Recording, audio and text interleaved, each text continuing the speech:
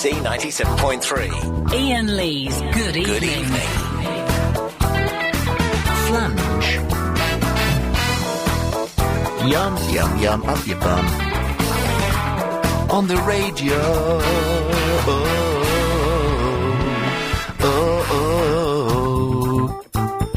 Well, this works. There we go. You see, lovely. Good stuff there. Yes, turn that. Lovely. Good evening. Yes. Hello. Yes, Iain Lee here, isn't it? I'm doing the buttons again tonight. Hang on, Chris. Don't tell me what to do. Don't tell me what to do. Don't tell me. Shh. I can do this. Hang on. You're going to be on. I'm trying to find your microphone. Don't tell me. There it is. Yeah, easy, see. Yes, Helen is off, we think, seeing Dolly Parton, which I'm going to go and see her on Sunday. I wonder if Bob downstairs knows I'm not in on Sunday. He knows now. Yes. 0870 90 90 973. I'm pretty confident with pressing the buttons now, so we won't make too big a deal about it. All of the tricky things that could go wrong, Chris has sorted out for me. Apart from that. Yeah, so if anything does go wrong, it's your fault. Yes, from now on, if anything goes wrong between now and 10 o'clock, it's entirely my fault. And I... Do that a little bit quieter. Yeah, well, you're in the control room. On most shows, Chris, yeah, the producers aren't even allowed to speak. So, thank yourself lucky that not only do I let you speak, I also actively encourage it, because I couldn't sustain... Shut up! I couldn't sustain a 3-hour show on my own. And, as well as that, for the first 30 minutes of this show, you're sat in the same room as me, so I can do that. Whoa, no! There we go, you see? Good lad. Good lad. Shall we steam in and... Yes. Yes. Line 6, you're on the wireless. Yeah, it snowed today, didn't it? Yeah, it did snow today. Well done. Yeah. Yeah, good boy. Wait, so can I sue the weatherman? What? But the weatherman said that it was going to snow. But it didn't. Sorry? Yeah, but only a bit. But it did snow only a bit. But it didn't snow all over. I don't... What's your beef with the weatherman? What's the weatherman? What's his name? What's his name? Yeah. Which one? The one who was doing it yesterday. Where? On Triple M. There was no weatherman on Triple M, was there? Was it during the news? Yeah. Oh, we don't listen to the news during Triple M, no, we're too busy dicking around. It was probably Chris Lowry. Oh, isn't that, Oh, God, this is like talking to someone who only knows 4 words. Yeah, but it feels airtime. Yeah, it does feel airtime. Who's that other guy who's... He's gone. Oh. He's gone. He couldn't control the excitement there. Yes, line 7, you're on the wireless. Help me. Why? I'm ill. What's wrong, Kev? I got ill, today. Is this Kev or Arab? It's Kev. Okay, Kev. From Windsor? Yeah. How'd you know that? I know where you live. Why did you get ill? I'm ill, yeah. Oh. And, why is everyone speaking so slowly this evening? Listen, you'll dig this. Okay, let's dig it. Right. I'm ill today, and I was thinking... they're gonna ban smoking on the radio in the summer? I haven't finished yet. Okay. And I was thinking that because you've got a radio show, you must, there must be loads of people that can phone up and tell me, a quick, Who would eat cake? There's cake has been eaten on here. There are crumbs everywhere. Oh. You got a quick cure for me? What is wrong with you? For God's sakes, woman, tell me. I'm packing cheese. I don't know what that means. Ah, dear. We've already had more calls tonight than we had on the Triple M show last night. Yeah, what was on? I don't know. I think the novelty has worn off, or there's kind of a backlash. Or maybe you didn't give out the phone number enough times. I gave out stack loads. Maybe it was you starting off the proceedings by insisting that you read the lyrics to Milkshake by Killis. That scared everyone away. It's my favourite song. We still have some debate about what it's about. Yeah. Let's try this one. Line 4, you're on the wireless. After Gert Verinda, the travel weather guy said it was going to snow, and it did for 3 seconds. So it snowed? It snowed for 3 seconds. So what's wrong with that? It's terrible. I was promised snow. And you received snow? It too much. Snowed for 3 seconds. I was expecting a storm. Yes. I bought a new coat. It's just too... It was snowing heavily when I came in, which is one of the reasons I was late for work. I was in East London. It was snowed for like 3 seconds. Come on. How can you trust a travel weather report like that? Okay, well, thank you for that. Yes, Dragon meat sausage. Dragon meat sausage, yes. Oh, no, I didn't mean to do that. This hang-up button doesn't work as well as it should do. The hang-up... I forgot this touch-sensitive screen isn't that good. Let's try this one. Line 8, you're on the wireless. Hello, Anne? Hello, John. John from Kent. John from Kent, yes. What I want to check with you. Yes. You know, your friend the copper come in last week. Rav? The one looked like a crook. The one who looks like a crook, Rav, yes. Like a crook with a gel. Yes. What you said don't want any macabre, but I think you know Clever Dick now because he's gone back to BBC. Well, I'm glad you phoned in, John, because yes, I do need to ask you, could you sort me out some covers? I asked Rav, but because he's been on the telly, his prices were way out of my league. I can't afford £50 a month. Yeah, he does bodybuilding, but he looks like crook. But what I want to say is, my friend Copper, yes, he can still cover your ass. Yes. And I think, you should think about apology to me. I will think about an apology to you, John, yes. Yeah? But do you want police protection tonight, or...? Yes, please, I do need it tonight. I will look out for you, yeah? Thank you, John. Copper has got you covered. Thank you. He was a nice lad, that Rav, wasn't he? What a lovely lad. Really good looking. Nice fella, I meant. Yeah, yes, that's what I meant. You said good looking? Yeah. Line 6, you're on the wireless. Good evening. Good evening. Hang on, I can't hear you. Hello? Hello? Ian. Yeah. It's Marja here. Hello there. What do you want to talk to me about? I want to talk to you about why you just got cut off there. It's going to be a slow night tonight. Yes. Now, normally I've been checking the waters in my seaweed, and the way we know it's going to be a good show is the front page of the Daily Star. Now, Britain's best newspaper. Yes. If you can see a semi-nude woman, it's going to be an alright show. If you can see a little bit of bum, I don't want to be sexist, but if you can see a little bit of bum, it's going to be a really good show. And today, we saw the whole of the moon. It's going to be a belter. Well, we don't... Although it's got off to a very slow start, so things... I've actually got things to talk about after 7:30. Oh, really? I thought we stopped doing that. Well, no, I don't think that's been working, really. Yeah. What do you do on your last day of work? The Sesame Street dude who paints a 7, do you remember him? No. Hey, do you ever used to watch Sesame Street? No. Do you ever used to watch it? No. Well, you're an idiot. Why? That's why there's so much drug crime in the world, because kids don't watch Sesame Street. I think that's maybe the...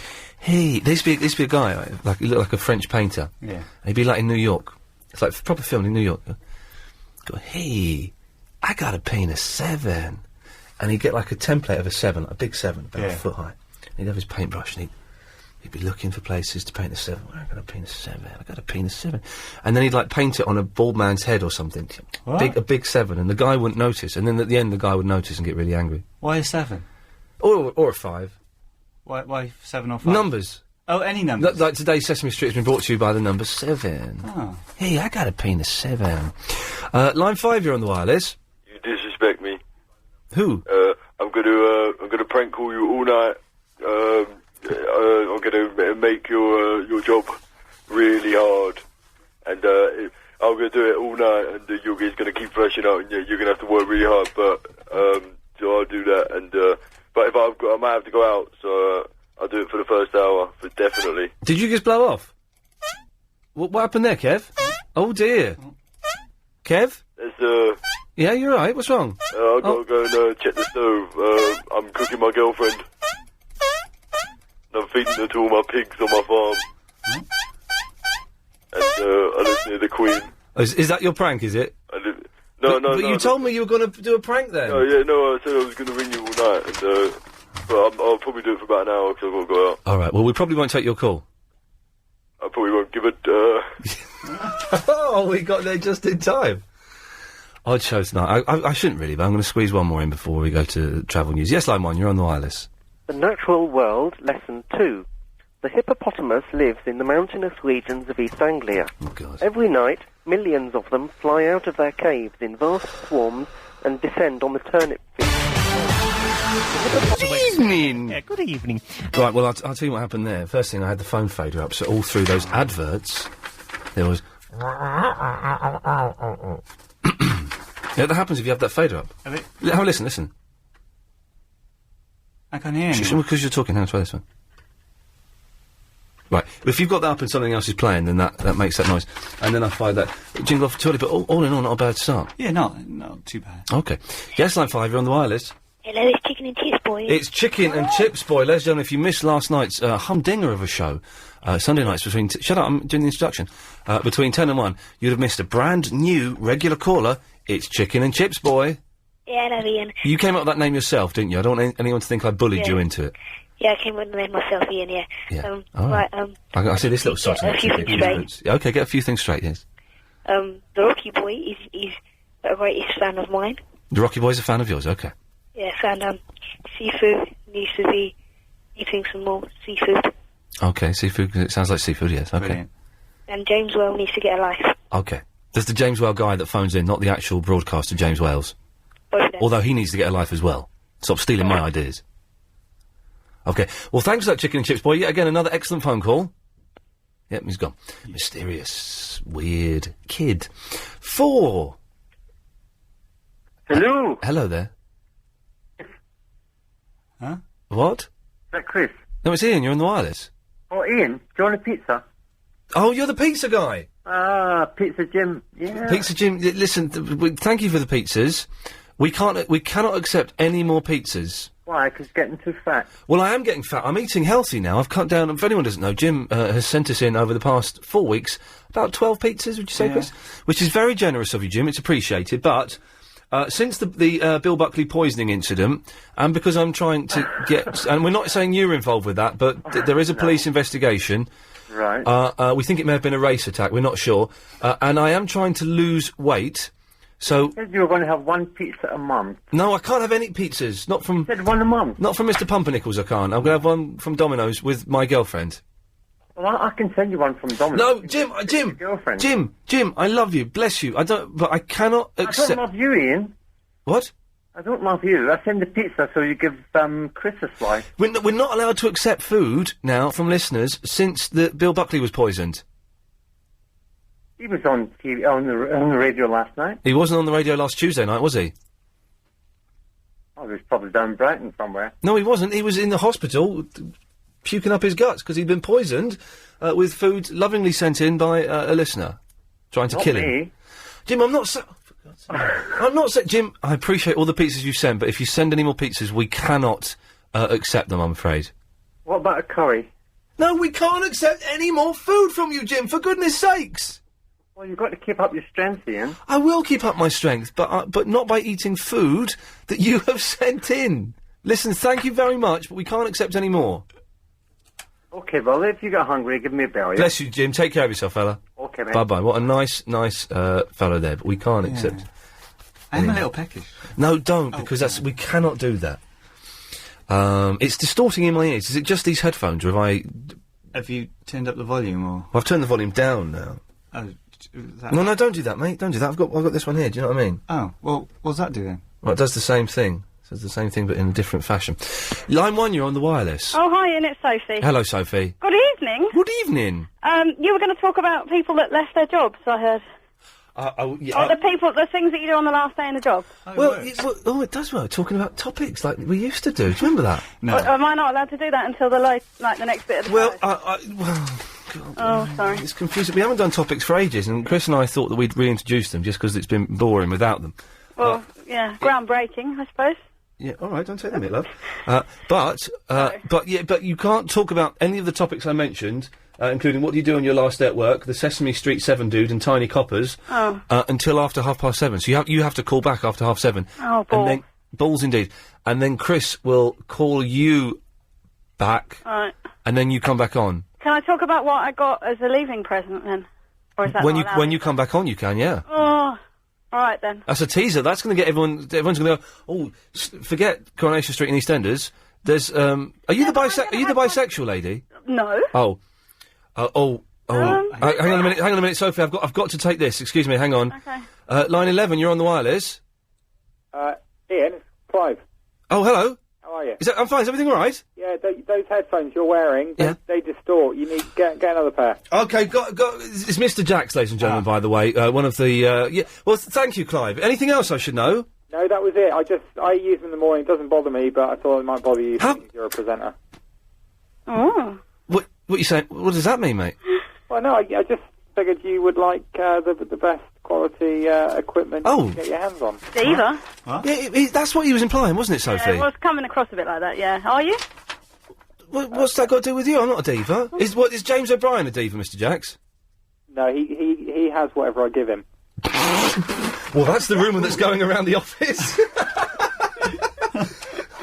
Well, OK, Mr. Jacks, thanks for that. And thanks, next time you change the configuration on the desk, make sure you put it back the way it was, all right? Yeah, OK, I'll do that. Thank you, sir. Bye. Bye-bye. So you are a diva. Shut it. Well, you're right. You're cutting her off. Wow, OK. Shall I go and see if James replied to your message on the whiteboard? Please do, yes. James, we're talking about James O'Brien. Who's he, you're asking? Well, he does the show. You can go, I'm talking to the listener now. Oh, yeah. Yeah. You can bring up that studio. I can't bring up that one. Oh, can I? You're on CR1, are you? Yeah. OK. OK. James O'Brien does the show. Oh, it's Jenny Clare doing an advert. James O'Brien does the shows Mondays to Fridays, 10 till 1. He's an excellent presenter. But there are whiteboards in the studio. And we did the Triple M show last night from James O'Brien's studio, and there was a message on the whiteboard from him. So I wrote one back. Chris, are you in the studio now? Yeah. This is fantastic. It's like comic relief, but funny. Can you read James's initial comment, please? No, because the whole board has been wiped clean. Oh, you're having a laugh. No, seriously. Has my comment gone? Yeah. Has his reply to that comment gone? I can just barely make out a comment that's been rubbed off. What does it say? This is groundbreaking. I can't make it out. This is groundbreaking. Isn't it? Okay, well, mission aborted. Come back. What? Mission aborted. Come back via the tea making facilities. What does that mean? I mean, it's over. Come back and make a cup of tea. Oh, hang on. Idiot. Absolute idiot. Okay. It's going to be one of those nights, I'm guessing. 08709090973. Let's try this one. Yes, line 10, you're on the wireless. Oh, hello? What? I can't hear you. Yes? It's alright, how's it going for you? Okay, I like cheese as well. I think that was what was said there. So we've got a kettle in here, have we now, Chris? A what? A kettle for you to make the tea. No. What, in here? Yeah. No. Well, then why aren't you out there making tea? And also, you don't need to go downstairs to make tea. There's tea-making facilities over there. Yeah, but they're all, like, really scummy and... This is really unbelievable. I wish I was at Dolly Parton. Yes, line 7, you're on the wireless. Ian, you still getting electric shocks off your car? Oh, yes, I am. And I gave Chris a lift last night, and he got a blinder. Yeah. Off your car, too? I get them off mine, but it's sort of not all the time. I wonder whether it's clothing, like static. No, it's not clothing. It was. You got it. I got one today. It's a big shock, isn't it? It hurts. It actually hurts. It can. It makes you jump. I tell you what, I'm getting shocks from as well now. Do you know the missus? For your iPod, the things you put in your ears, the little. I have the ones that go right in your ear, the little bud things. The headphones are giving you electric shocks. I'm getting shocks in my ears when I'm listening to. When you listen to that rap music, because some of their language is quite fruity. It's podcasts of you and other people, Clive Ball, and every now and then I'm getting a shot. Have you ever? A shot in what way? That Clive is using bad language, or? No, it's actually like electric light off your car, but right in your ear hole. Have you been hit by a lightning light recently?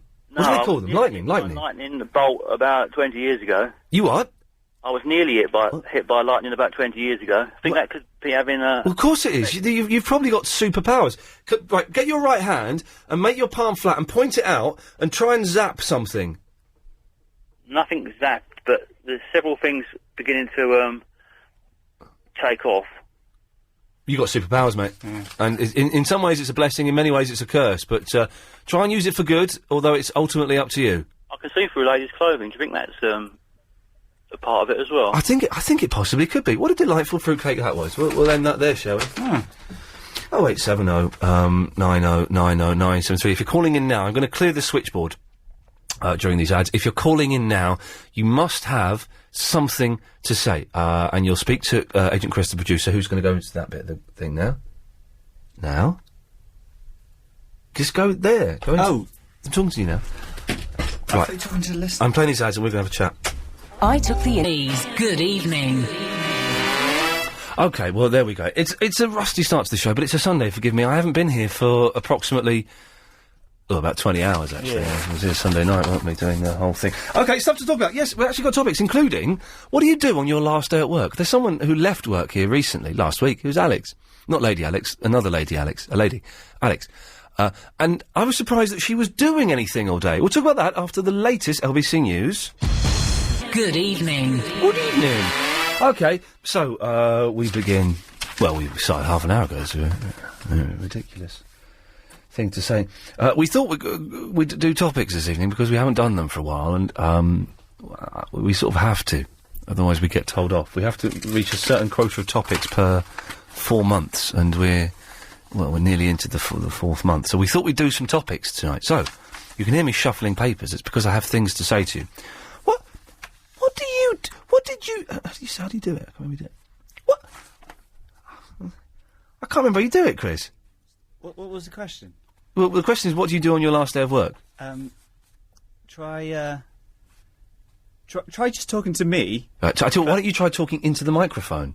Oh, sorry. Yeah. Try talking to me. Yeah. But just pretend, it's going out to the listener. Okay, Chris. Yeah. What are you going to do on your last day of work here? I don't know. Well, you should start planning for it. It's next week, isn't it? Oh. Oh. Ah. Yeah. Yes. If it... You're a Muppet. I'm going to talk to Steve. Steve! Hello, mate. What did you do on your last day of work? Drank beer. You drank beer? Exactly. Now, I'll tell you why. We had a lady who works here, Alex, who was very nice. And she left on Friday. I don't quite know what her job was. I never actually saw her doing any work. But on Friday, she was in, and I said, well, Alex, it's your last day of work, isn't it? She went, yeah. I said, well, why are you here? Why don't you go home now? Because... you can't have any work left to do on your last day of work, can you? Because surely it's all done. You can't start any new projects because you won't be here on Monday to see them through. You can't do anything, can you? It's cavalier if you have got anything to do. Sorry, Steve, what? It's cavalier if you have got anything left to do. You should have done it all properly. It should all be done, but... You've got to be down about drinking beer. And also, if it's your last day, right, and you haven't finished some stuff... They can't make you come in on the Monday. Hello? Yeah, you come in and clean. Of course you can. You're going to do the hoovering? Excellent stuff. Got the cleaners, Steve? It could be worse. Could have the painters. Hello, you're right. I've got the painters at the moment. Seriously, I'm not having it. No, in my flat. They're decorating my flat. No, I'm not having a they've got my... Oh. You'd have to talk up, Steve. Sorry, mate. Any better? They're decorating my flat at the moment. It sounds like you're talking to an old dear. Well, that could be. There we go. I'll move this out of the way. Do you want me to move out of the way? You go under there. Yeah, they're decorating my flat at the moment, Steve. Well, that's nice colours. Well, I've got the hallway. I've just gone for white in the hallway. Now, it's quite a long hallway, and I thought it would be too much. Is that all right? And I thought it would be too much. It turns out... it's absolutely blinding. It looks fantastic. Good. Yeah. Good. I'm getting my flat decorated. The flat is being decorated. Oh, my flat, where I live, I'm getting it decorated, painted. In the home? Or in the home, yeah. Oh. Yeah, getting the hallway white. Oh. I'm getting the spare room pale yellow. The office is pale yellow, the spare room is blue, and my bedroom is kind of like a wheat colour. Should be nice. Yeah. Yeah, it should be lovely. Yes. Okay. And I'll get a video intercom. You know the bzzz. I wonder who that is. Hello? Oh, I can see who it is. Oh, it's good. It's excellent. Yes. Excellent stuff. Lovely. Sorry, you carry on. Sorry. Yes, Steve. Sorry, I felt rude to exclude them. Quite all right. Very nice people. Lovely. Now, what can I do for you, Stephen? Do you get in there? Hang on a minute, Steve. I'll have to move again because that's my watch. I'm just picking it up. Not saying I don't trust you, but it just gets rid of any doubt, doesn't it? Lovely. Someone was eating here. Someone was and it's got eat, be merry. But it's a workplace. You shouldn't be allowed to do that. You smell lovely. Smell delightful tonight. Actually, what are you doing after the show? What time do you finish? What time? No. What time? 9 o'clock. 9 o'clock. Do you fancy a drink? Drink? Go out for a drink? Little bit of hoochie coochie? Okay, well, let's see. Yes, right. It's what I can do for you. Oh, hang on, they're in Chris's studio now. Chris, you alright? Okay, Jessica, I'll call you back in a minute. Okay. Oh, I like Jessica, she's nice. What? You alright? Huh? Yeah. Yeah. No, not you, Steve. Sorry, I'm talking to Chris. Do they have to clean this time of night? I'm just wondering, because we seem to be the only show on LBC that's affected by the cleaners. I wonder if there's any way round that, Chris. Any way we could get them to, I don't know, get lost. You want milk? Oh. No, carry on taking the calls. Right, Steve, I think we can finally take your call. Okay. Good. It's what I can do for you. Oh, Did okay. the EPH file work? The what? For your iPod? No, it didn't. It didn't comfortably work for me. This is, if anyone doesn't know, thanks very much. See you later. Bye-bye. This is, I had an iPod. I couldn't get the songs off of the iPod onto the computer. You recommended EPH. It got some of them off. It got a third of them off, but not all of them. And I don't quite know why. Not right. It didn't bother me. Maybe you got a bigger iPod memory than I. Well, what's that got to do with it? Oh, no. Anyhow, I can resolve another problem for you. Yeah. I hope. Well, okay. It's going to look terrible, but you know when you're driving along and you're following the car and the car in front's got one of those little dangly things hanging all over. The little plastic strips at the back, yeah. Yeah. Yeah. They take the stack. They what? Steve? Oh, unbelievable. Steve? He's gone. He's gone. What a muppet. 0870 9090 973 is the phone number. Hey, Mark, we're talking about electric shocks. What a muppet, really? Yes.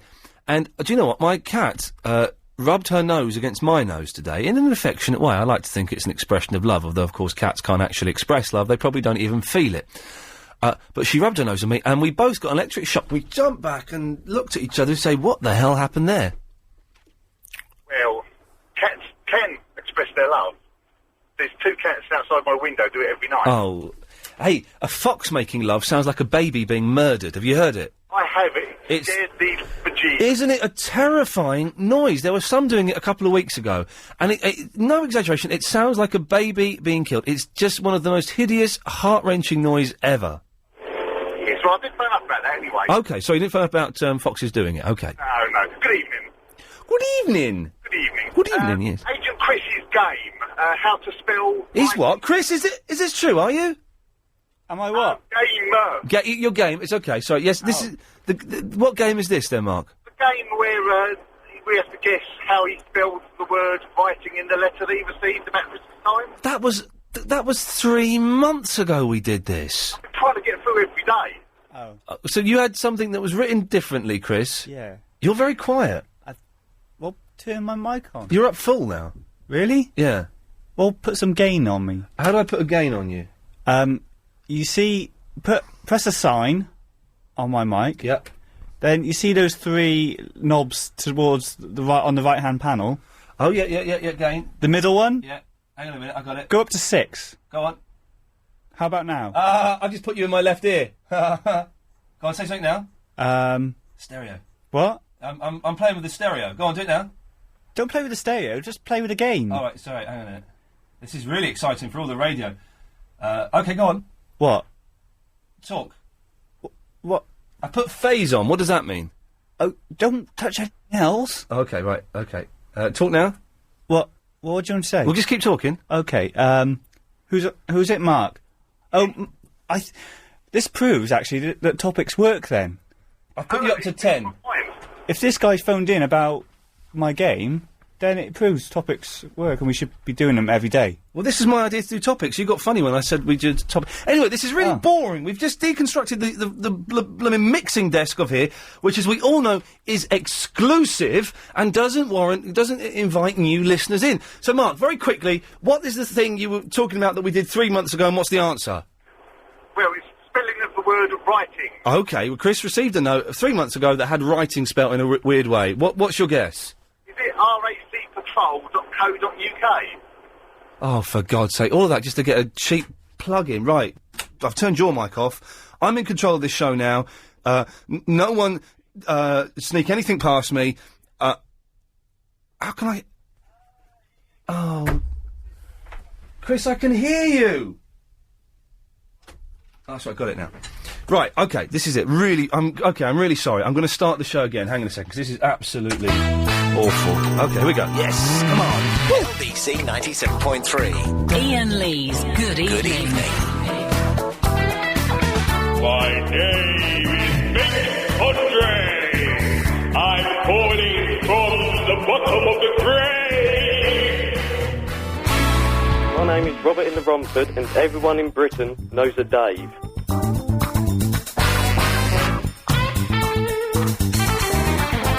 Oh, have you listened to the 7 to 10 show? It's really fantastic. Oh yeah, you know it is. It really is. You mean like that? Good evening. Hello. This is me starting the show again because it was rubbish up until then, but it's good now. So, 0870 9090 973. Give us a call. We've got topics tonight. We're giving away free topics. What do you do? I've got it back, Chris. I've got it. What are you doing? I'm starting the show again because you muffed it up. Why are you starting the show? We've got go travel in like 30 seconds. So what are you saying? I should start the show when we come back from the travel? Yes. We can't start the show 3 times in a show. You can't do that. It's exclusive, and it means that new people listening to this station who have come over from Heart because it's rubbish. Yeah. Can't say that. Chris, who've come over from Radio 1 because it's rubbish. Yeah. Have going. I can't comprehend this. This is just too crazy. But how do you think they're going to feel when they tune in now to the start of the show and find that our first thing that we do is travel? Which is excellent, by the way. Well, it's when Amanda does it, when Alan does it, I always find it a little bit. Yeah. I don't know. There's something about Alan's travel that just makes me. It's not big. It's not clever. Oh dear. Yes, travel news now. Alan Joyce. North Circuit. No, it is. It really is. You mean like that? Good evening. Good evening. Yes, hello. You used to say that. Yes. It's Monday evening. Always a slightly rocky start to the week, but I'm here pushing the buttons because Helen, we think, is off at the Dolly Parton concert. We're not sure. I'm going Sunday. Unless Bob knows I'm not in on Sunday. He knows now. Okay, we've got topics. Don't bother calling in at the moment, though. We just tuned in. We just started the show again because the first 3/4 of an hour was so bad. And then I started it a few minutes ago, but then we had to go to travel and stuff. So, back on track now. The show has started, and that's great. So, let's go to Andy. Hello, Andy. Good evening. Good evening. Hello, sir. How are you? Yeah, do you know what? I'm fine. I'm fine, yes. Good. Your static shock problem with your car. Oh, God, yes. Oh, nice. Right, now don't ask me how I know this, because I can't remember Okay. at what point I found out Yes. how this works. But, open your door. Yeah. Hold on to the door, at the top of the door, put your hand on the door, and before you put your feet on the ground. To touch the door before I touch the ground? Yes. Nonsense. That's nonsense, because surely touching the ground earths you. Wouldn't you think so? Well, yeah, you would. You would know so, because that's basic science. Well, there you go. But I get some right blinders off of my motor. I got right.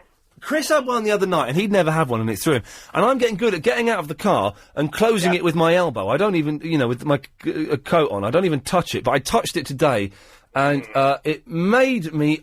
God, it nearly threw me over. All right. I normally shove the window when I shut it, but thing is, I get out. I got the shock off the window today.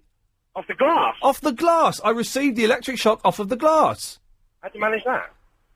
Well, the same way that you don't get a shock by touching the door before you touch the ground. Give it a go. I bet you it'll work. I've been doing this for years, because I'm in and out of the car all day, because I'm like servicing... You're a bank robber? Something like that. Yes. No, not quite. No. I actually fix fruit machines. So Oh, okay. Well, you know the fruit machines.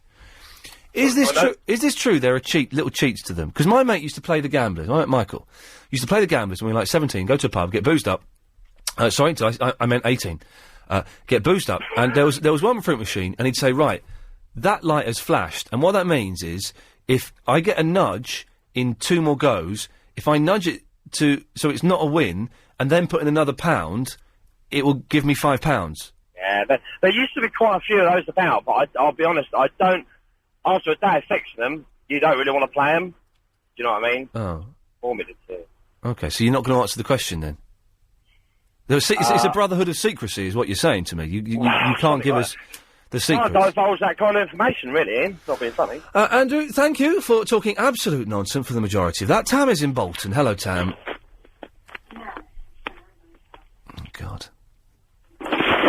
Very tempted to start the show again. Hello? Oh, hello, Tam, yes. Hello, Ian. Hello, Tam. I think you're a bit neurotic when it comes to how bad your show is, because even when What? I didn't... in your I eyes didn't, I it's didn't bad. understand what you said. Sorry. Even when you think... Are you it's eating? alright. I'm having these, Thornton chocolates, gorgeous. They are delicious. Spit them out, though. Okay, stop. Swallow. Right. I've stopped eating... Well, not stopped eating chocolates, but I'm trying to eat healthier now. Why do you need to eat healthy? Yes, you're skinny. No, I'm not skinny. You've not seen me before, have you? I have seen you on telly. Yeah, I've got a little pot belly. So, that's manly, isn't it? No, it's not manly to have a pot belly. I want to be slim again, so I'm getting rid of it by just eating a little bit better. I've got an 8-pack. So... I got a 2-pack. I've got... On CD. It's wicked! 2-pack Shakur. I've actually got an 8-pack. Anyway, okay. Your show... My personal trainer. I've not been I've not been to the gym for about 5 weeks, and my trainer sent me a text yesterday. I tell you something really annoying, right? Yeah, you are annoying. I did press... I know I'm annoying. Let me finish. Go on. So he sent me a text saying, Ian, you fancy coming in to the gym this week? I'm toying with the idea of never going to the gym again. Yeah. But so I sent him a text saying, give me one more week, Luke, of being unfit, and I'm. Okay. Carry on. Hello, mate. So come in. You came in all sheepishly then, as though I wondered what was going on. You're right. Yeah. Hello, London. Hang on, I'm talking. This the bin man. You came in really quiet. Then. I'm mates with a bin man. Tam, will you shut up? Sorry. You came in all quiet, like a little church mouse. You all right? Yeah, good. Okay. We've swapped sides today. He's in there. I'm doing this bit. He's had a haircut. Haircut. Haircut. Yeah. Number 3. He looks silly, doesn't he? Yeah. I think he looks good. Chris, ignore him. What have you gone for? What kind of haircut is it? I told him to have an inch taken off. Really? Yes, I know. But hang on, I can make this into a joke, so it sounds like I'm talking about his penis, but really I meant his hair. Oh no, I can't do it. Every time you say something that has any... He's gone. Tam has gone now. I didn't do that. He just censored himself, which in some ways is a great relief. 0870 90 90 In a rush? 973 is the telephone number. Yes. If you want to give us a call. Yes. Bit quiet on the calls. I'm worried, Chris. We had a really quiet night last week. Like Thursday, I think, was quiet. It's because you bunked off the week before. But so you're blaming it on Nick Abbott, are you? Who's been doing this kind of job for 13, 14 years? No. Who are you blaming it on? The callers. Exactly, it's their fault. If anything. See you later. Well, I'll get him to say that again. See you later. You alright? You rush. Good. He's off. He's off. He's gone. What's the habit? I think he's got a delivery from Amazon at home. Oh, yeah. Yeah, no callers last Thursday, I think it was. I think Clive had a bit of a quiet night that night as well. Hardly any callers last night. And we've got a few calling in. I can see Vicky's calling in, and look, I'm going to take this one here because this could be line 1. You're on the wireless. Oh God.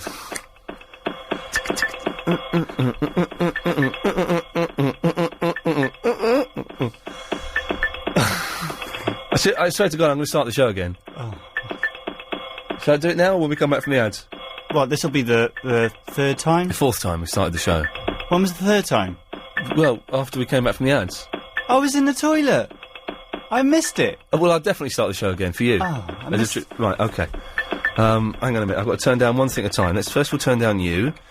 Then let's turn down was me. Let's turn down that guy there. And then I can just press this. A bit bored of that. I couldn't. Is this dude still here? Oh, yeah. Don't quite know how to cut him off. So, Jessica, are you all right talking over a Bon Tempi? Yeah, no problem. Okay, lovely. What can I do for you? I think a decorator might have slept in my bed. What? I think a decorator might have slept in my bed. What makes you think that? Well, because... Oh, hang on. Oh, I don't know how to stop that. Oh, God, I hate myself, and I want to end it. Oh, right. Why?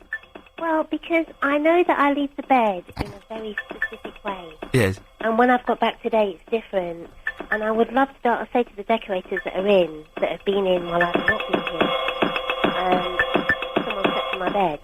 But what is the protocol? I mean, should you say that? Do they leave? Have you hidden all of your mucky stuff in a suitcase in the attic space?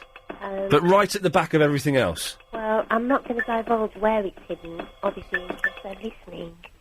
But yeah, that has been taken care of. Okay, good. Now it's just about whether I should take all the bedding off the bed and throw it away. They've not got they've not got fleas, Jessica. You don't need to throw it away. Yeah, but I Burn can it, tell there's an indentation that's not been made by me or anybody else that is... I think you're being paranoid. No, I'm not. I've left one thing in the drawer.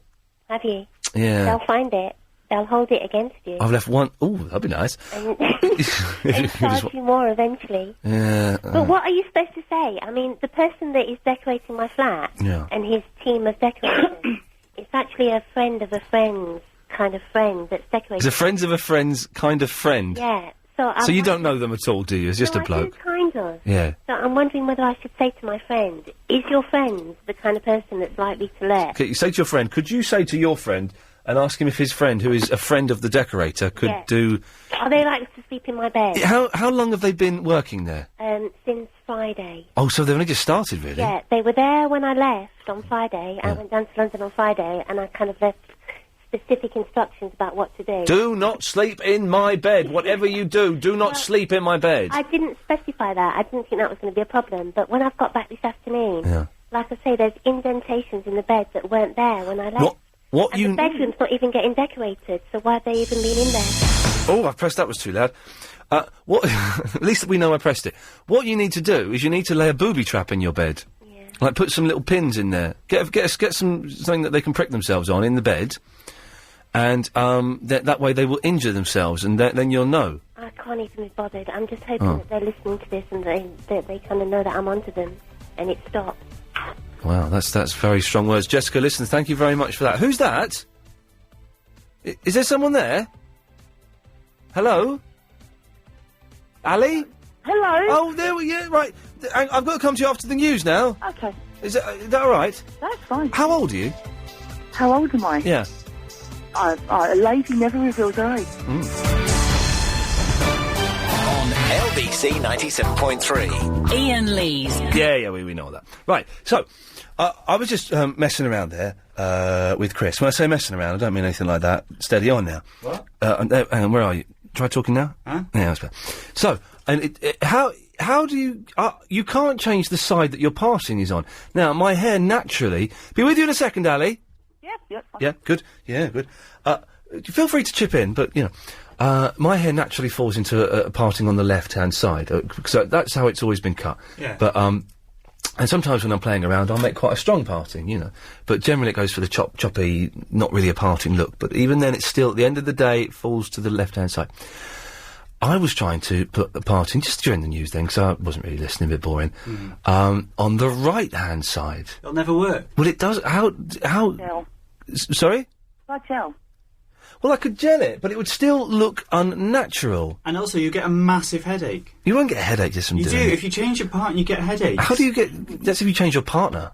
No, yeah, but and your partner. Hi. There's a phone call there. Do you want to... You can take it in here if you want. I'm not bothered. But so it's... is it possible... I know David Cameron did it... Turn it up. Yeah. I know David Cameron did it the other day, but I don't think you can do it permanently. I think whichever side your parting is on... We'll probably do queue and we'll call you back as soon. Who's that? Who's that?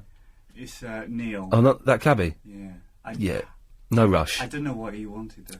No rush. Only if we're really desperate for calls to put him on. Otherwise, I'm not that. So I can't understand what he said. So if anyone's changed their parting, it's a topic. We're doing topics tonight, Ali. Quite sad. That's a sad one, I have to say. Why? It's a good one. Quite desperate, really. That woman never called back about her last day of work, did she? No. No. Silly man. Okay, Ali, what can I do for you then that's not sad and desperate? You're not sad and desperate, are you? I am. I'm just saying, partying, that's a bit desperate, really. Why? What, desperate for something to talk about? Yeah. Oh. Yeah, you could be right, I suppose. It is desperate. All right, love, calm anyway, down, it's stop. like your static shock problem. Yes. That you've started getting these. Well, on my new car. Well, see, when I got these a few years ago, and you'll find that they start off in the car, but they'll go off in shopping. Hey, now, isn't it funny you say that? All right, listen to this, Ali. Because I've been getting them in my car. Yeah. And then I got one today off the cat on her noses, and then I was at somewhere. I was in an office, and it's on, and I touched some glass in an office, and I got another shot there. I nearly killed a woman in Boots. Jesus. Really? Because I went to get something off the shelf, a tin of something or other, and it went flying out of my hand. Yeah. And she was on her knees stacking this shelf up, and it hit her on the head. Right. Because I had such a shock. So what can I do to stop it? Oh, Ali, I've got to stop you there. Okay. We'll come back to you in a second, but someone far more important is on the radio. It's Wendy Lloyd. Hello. Hello, love. How are you? I'm all right. Thanks. Very sweet of you to cut in. I'm sorry to Ali. That seems a little bit unfair. No, to be honest, she was quite boring. Sorry, Ali. I thought I'd faded you down. Sorry. Oh. Yeah, she's gone now. We'll go back to her in a bit. I'm actually phoning you to tell you off. Actually. Oh, what have I done now? What have you done? How can you not even realise you just cut off my jingle, my voiceover? Do you know LBC pay good money for that? But they don't pay you every time it gets paid, do they? Well, are you on one of those tuppence halfpenny every time it goes out? Well, I'm a tough customer, and they did want me very much to sort of announce things like the Iain Lee good evening. So, it's expensive business. You can't just cut it off willy-nilly. Sakes. I'll play it again then, shall I? Go on then. Go on, off you go. Do it. This is from Wendy Lloyd's LBC 97.3. Iain Lee's Good Evening. Right, are you happy with that now? Well, that was worth it, wasn't it? Anything else you want me to play? Do you... No, but I would like you because the thing is, I want to say thank you. You have so many fantastic people on your MySpace. And, I've also got a lot of freaks on there, I swear to God. Well, a lot of them, and I'm sure they're not freaks at all, because I would never suggest such a thing, they get in contact with me all the whole time, and they're always listening to my music that's on MySpace. So I just wanted to give a bit of a plug. Oh, hang on. I'm doing a gig. Hang on a minute, I see what's going on. I'm sorry I cut you off, Ali, because it turns out Wendy's working it. Go on, oh, for goodness sake. So, this whole thing about you being the voiceover is a ruse. You just want to plug your MySpace and a gig, do you? Yeah, well, I always enjoy telling you off, Ian. Oh. I don't get much of a chance these days, so that was always worth it. Oh, all right, go on then. Go on, but let me mention it, because obviously I'm just providing a service to your lovely listeners. Oh, okay, go on. Contact me. Go on. I'm playing a gig tomorrow night at the King. Yeah. Fantastic. The Caffrey Brothers. Yeah. Just some marvellous musicians. So please come along. Excellent. It's 8 o'clock. Yep. Yeah? Do you want to plug your MySpace as well? Oh, yeah. Go to myspace.com. Excellent. Well, Wendy, you're very cheeky, but thank you for that. My pleasure. Good to talk to you. Take care. Bye-bye. Bye. Oh, now I feel bad, Ali.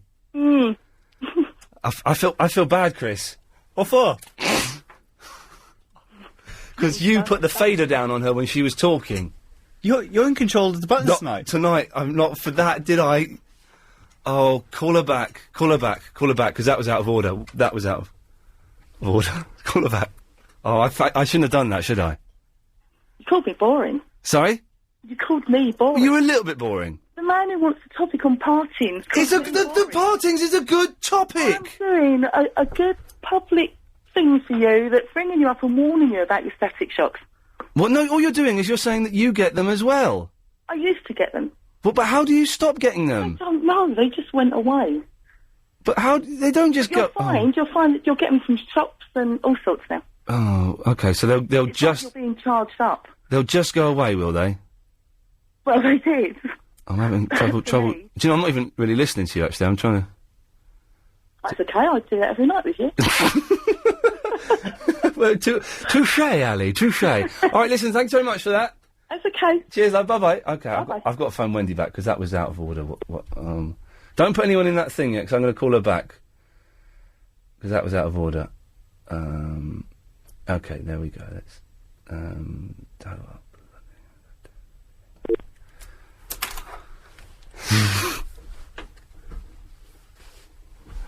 that was out of order, and that must not. Hello. Hello, Wendy, it's Ian. Ian who, sorry? Oh. Ian... It's Iain Lee, you're on the wireless. Oh, that Ian, yeah. Okay, yeah, just to say, so I'm very sorry, I didn't know this was going on, but when you were giving out the details... I see what's going to happen this time as well now. When you were giving out the details of your gig, Chris was messing around on the faders. And he accidentally pulled the fader down. Well, yeah, he did. It's so easily done, though, isn't it? He's a muppet. So can we have it properly this time? And you are out of order. She is a classy lady. You are not fit to lick her feet, and you're messing around with the faders. You're pushing the buttons tonight. I haven't got any buttons in there. Oh, I don't want to come between you guys. Oh, please. That's a relationship. Please do. Get back in there, and if you do that again, I'm going to slap you. I can't do it because I haven't got any buttons. But you made me do it! Now, let me get this straight. Did you pull the fader down so that I didn't actually get to plug my gig? Is that what you did? Are you doing that now? You see, I'm being a professional. I'm not having my radio turned up. But if I turn it up... No, you see, I'm being a professional. Oh, no! That's all right. So, am I still there or not? Yes. Right. Right, and I'm sorry, Wendy, and yes, Chris made me do it. Do this to me. I was always so nice. And you're lovely. We like you. Yeah. Right, okay, do it again. I won't do it now. You promise? Okay, I'll turn the radio up and check in a second. Here we go. I'm going to be playing a gig. Right. Crouch. Uh-huh. London. Yeah. Clock. Right. Does that go out? You see, you've turned it down. Oh, no, right, all right, do it properly. I won't touch it this time, I promise. Go on. Do it properly. I won't touch it. I'm sorry. I couldn't resist. Oh, boy, aren't you? Yes. I can't... You haven't climbed out of the playground. No, I haven't, Ms. Lloyd. Right, do it properly this time. Now, go. Tomorrow evening, I'm going to be playing at the King's Head in Crouch End. Oh, downstairs at the King's Head? Oh, yeah, is this going out? Yeah, we're talking. I did my first ever stand-up gig at downstairs at the King's Head. Do you know what? I did my last ever stand-up gig there. I did my last ever stand-up... Than it was. I did my last ever gig in Southampton, and I was doing this gig, I was miles away from home, it was 50 quid, and halfway through it I thought, do you know what, Ian? You've been doing these jokes for 7 years, and none of them are funny. And that's when I stopped. It's good to have an epiphany, even if it's in Southampton. Oh, it was awful. And I left without even taking the money. I couldn't even take their money. You couldn't look them in the eye. No. Okay, so tomorrow at the King's Head Crouch End, and... Yeah, the King's Head, so exactly, it's a top venue, so it's got top comedy, but it also does music, and that's what I'll be doing tomorrow. And, so okay. Doors at 8 o'clock, I'm going to be playing my stuff, and you can find it on my MySpace page, but come along, it's going to be a fantastic night of music. Or don't go along and listen to my radio show. Or go along and then click on the podcast and get the best of both worlds. Wendy, thank you very much. My pleasure. Have a good one. Bye-bye. I see what she's done there. She's advertised. She's taking away my already dwindling audience. And you go to talk, Chris, but your microphone isn't up and it's not going to be up for a good long time now. Thank you. Richard! Hello. Oh. Good evening. Did I do it right? Kind of, yes. She's nice, Wendy, isn't she? Well, yeah, I mean, you know, Yeah, well, okay, right, all right, then. Yeah. It's not much, there's nearly time for the travel, isn't it? Yeah, we'll speak quickly then. All right, okay. It's Aro Damphy, but from Digital Spy, by the way. Is what? Aro Damphy from Digital Spy. Aro Yeah. Yeah, hello there, yes. We've met. Yeah, still got fun memories of that. Your voice doesn't, fit your face. Well, I don't know. I don't know how do you think my voice should sound? Okay. I'm going to get Chris, describe this voice you're hearing. Describe the face you think would go with it. Okay. And I've seen this face. I know what this face looks like. All right. Speak. Hello, be. How you doing? Don't be rude. Ask. Would you speak, please? Could you speak, please? Well, I'm speaking now. Okay. All right.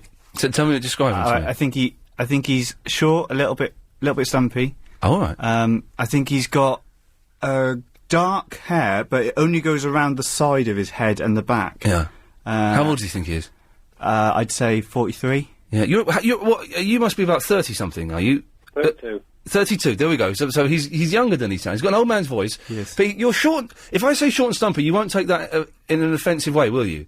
Well, it's 5'9" short. Compared to you, it's yes, compared to anyone normal, it is. Yeah. Alan, Amanda, be with you in a second. No worries. Sorry. She sounds unhappy. I've muffed it. Right. Okay. Right, Amanda, tell you what, because this... No, it's fine. But what do you do? I didn't mean to sound, upset, because I'm not. No, I know you're not, but you're nicer than Joyce, and I want to treat you with the respect that you deserve. What do you do? Once you finish the travel... Yes. What do you do for the next, 15... half an hour? Oh, you mean after I've finished the travel for you? Yes. Well, we do it for AM. Okay, what time... So 11:52. What time do you have to be on 11:52? It's fine, don't worry. Okay, well... Not a problem. Okay, well, what I'm going to do is I'm going to play your travel jingle now. and we'll do you. You're going to do me now? Okay. Oh, Chris, you've put me off now. I was just really in my place. And Amanda, get on with it. Amanda, you making filthy innuendo isn't helping. All right, and Ridamphy, we'll come back to you in a minute. This is absolutely awful. Right, there we go. Right, it's the travel now with Amanda Redmond. Oh, you idiot. Thank you very much, Ian. Well, and they're not quite sure when that's going to be fixed, I'm afraid. But the rest of the night underground is LBC 97.3 travel. Home of the hits. Steady with that trigger finger, boy. Right, yes. So, Ridamphy. Hi, okay. Yeah, so, anyway, so you don't look like how you sound. Chris has gone to make a cup of tea now, so that experiment has failed. And whoever was going to be next on the line has just hung up, so that's disappointing. Well, hello, am I on now? You're on. You're there, yeah. Oh, yeah, you're there. But there was, I think it was Vicky was next, but she's bottled it. Oh, I haven't got. This is a real disaster. Real slow start to the week. But never mind. Anyway, yes. So, was there a point to your call? Yeah, I noticed you plugging NickAbbott.com quite a lot recently. As it should be, just because he's been filling in for me a lot recently, and yes, fair play, he gets paid for it, and I don't, I'm sure he loves doing it. But there's some audio gold on there.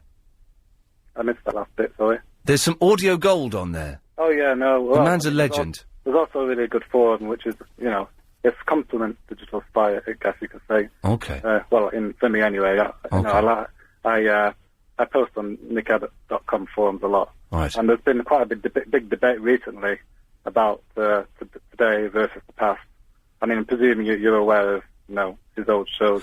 I've listened to nearly all of the in fact, all of the podcasts on his website that you can download and put onto an MP3 player. I've heard.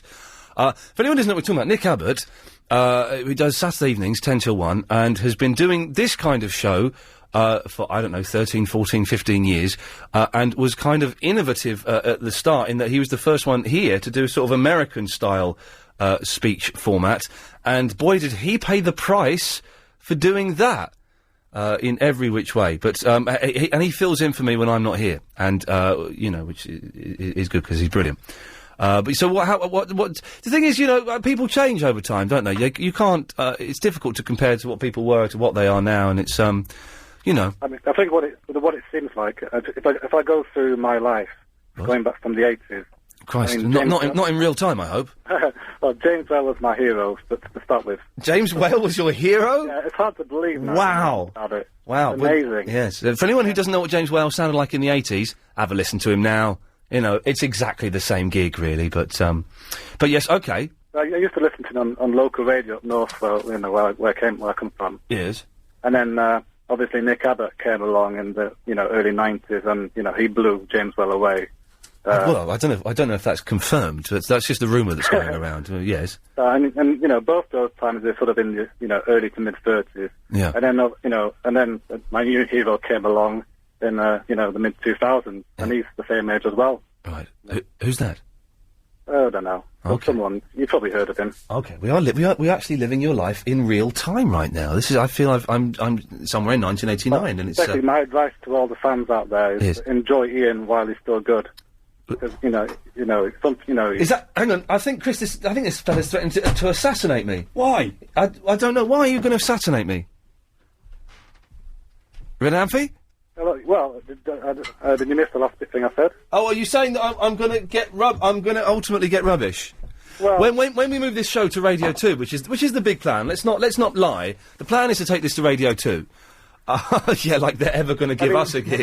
I don't necessarily think it's going to happen. It's just a warning, just in case. No, do you know what? It will happen. The only people I genuinely think who have remained consistently good, and that's by continuing innovating and changing it. Steady on, mate. What? Clive Ball, but I have to be careful because he's next door watching the football. Tommy Boyd, although his his daytime show now isn't much cop, but he's proved recently that he can still do it.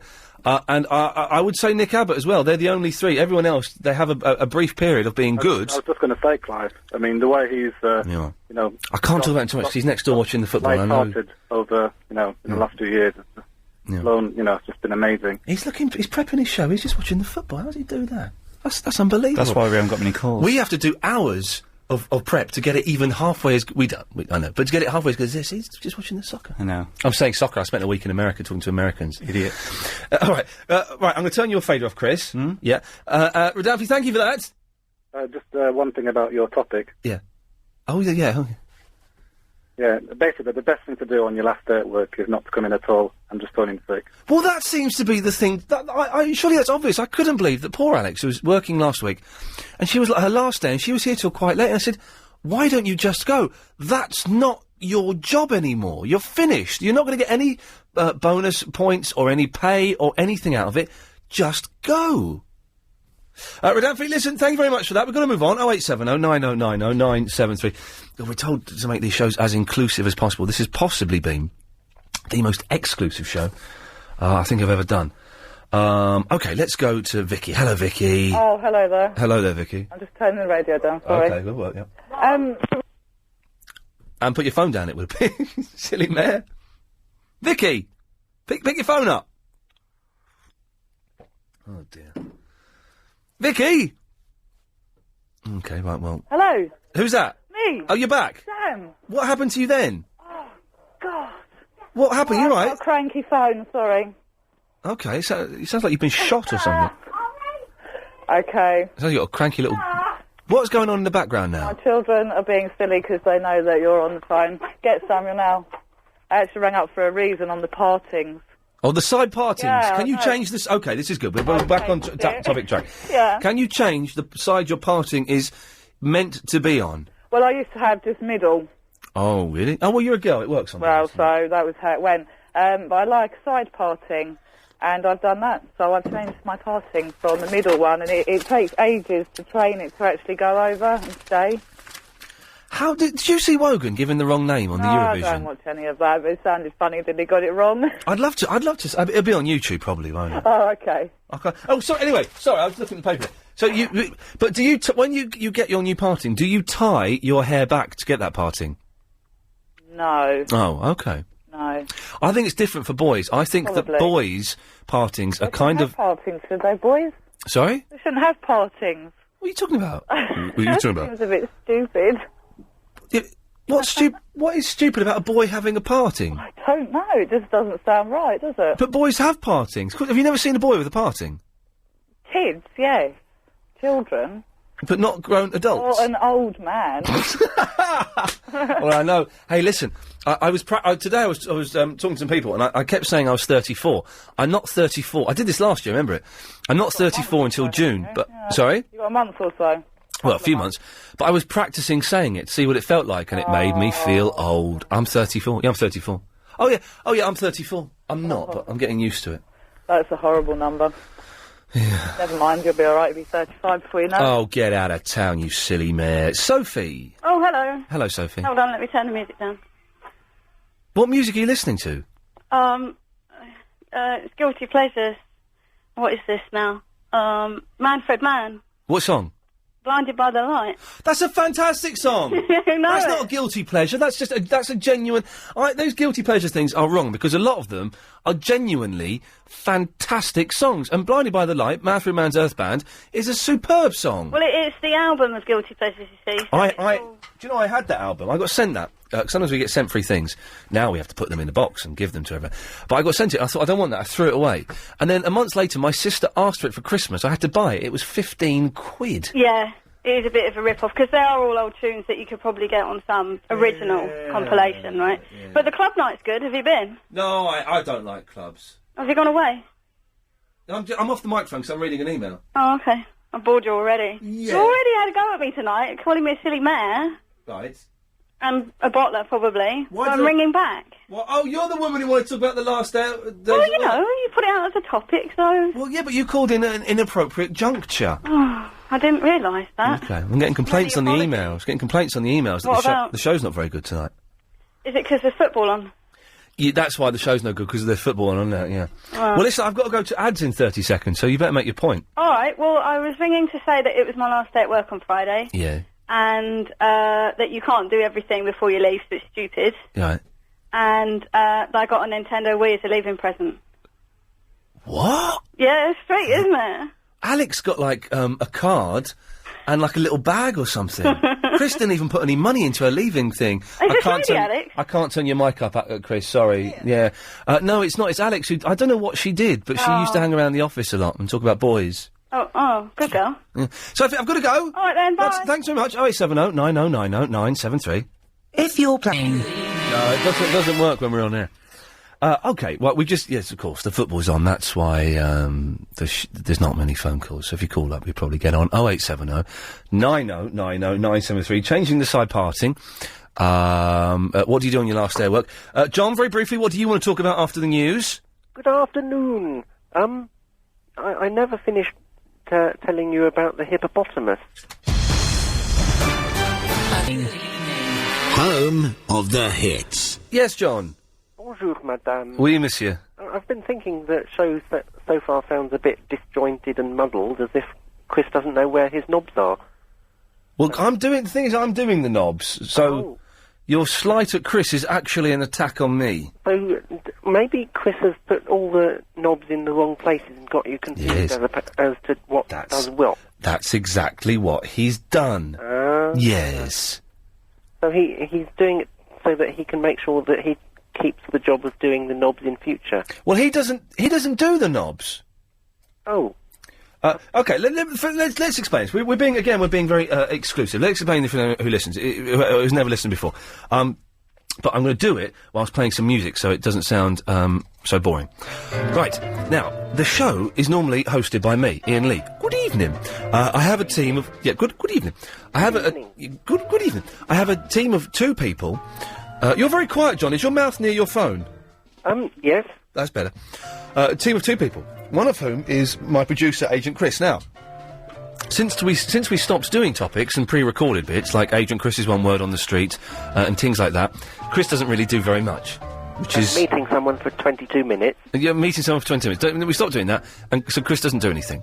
There's also a third person in the team. It's either Lady Alex or Helen behind the glass, who does what I'm doing now, and that is pushing all of the buttons, playing the adverts, putting up the faders for the travel, all of that stuff. Now, Helen, we think, is at Dolly Parton tonight. We're not sure.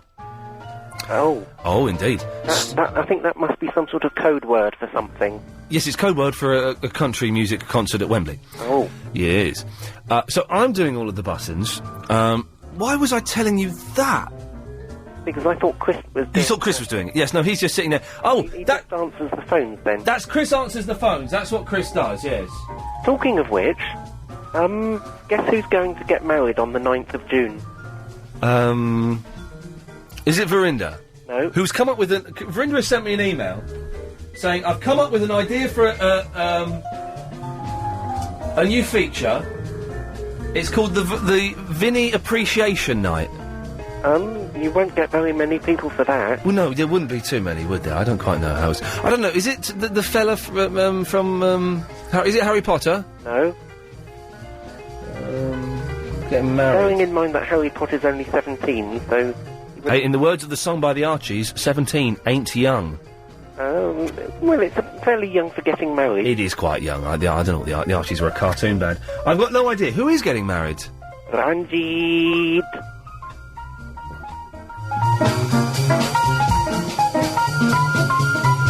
Globule.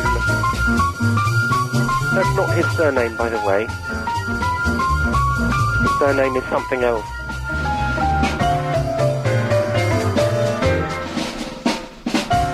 Are you still there, or have you wandered off somewhere? Oh, hang on, I forgot to tell you about the hippopotamus.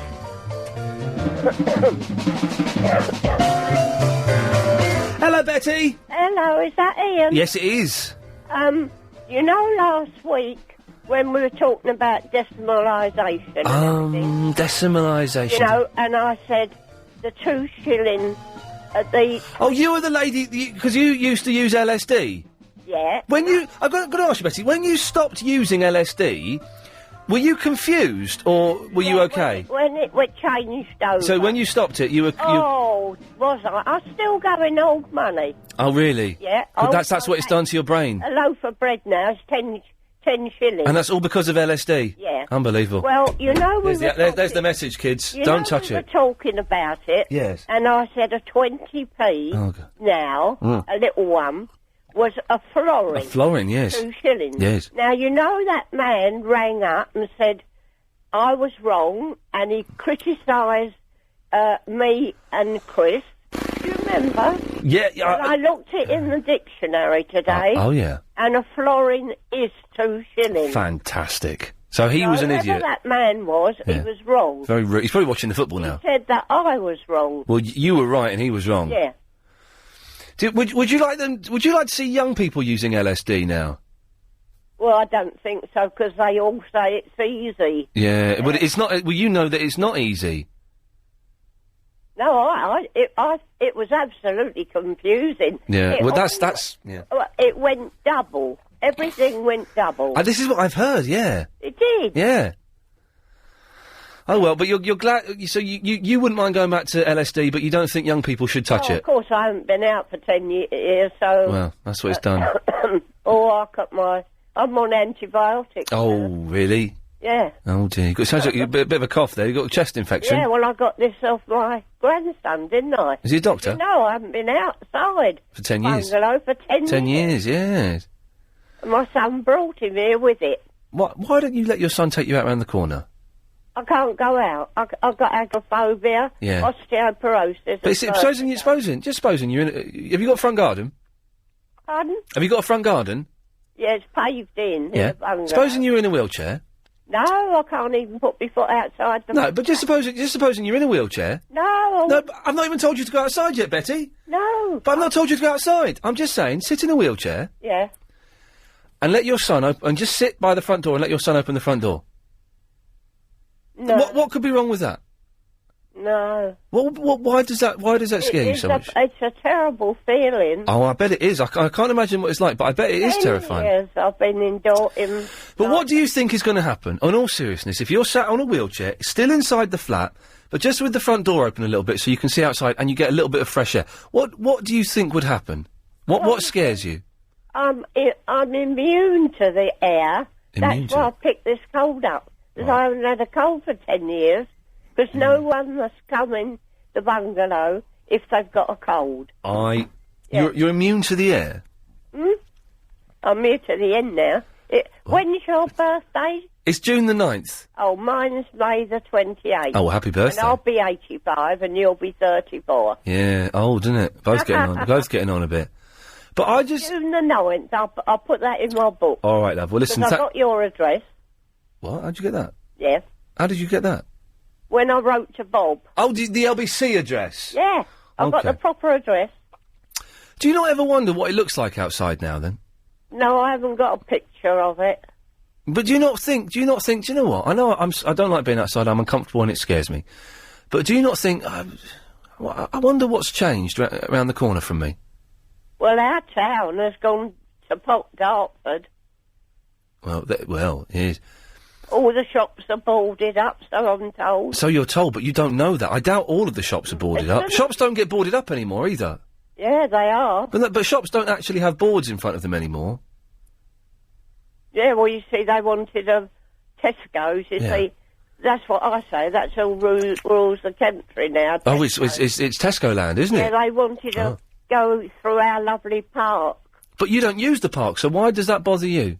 Ah, but we didn't. But there was 15,000 people went down, and our MP got it. But Betty, why does the fact that Tesco wanted to close the park?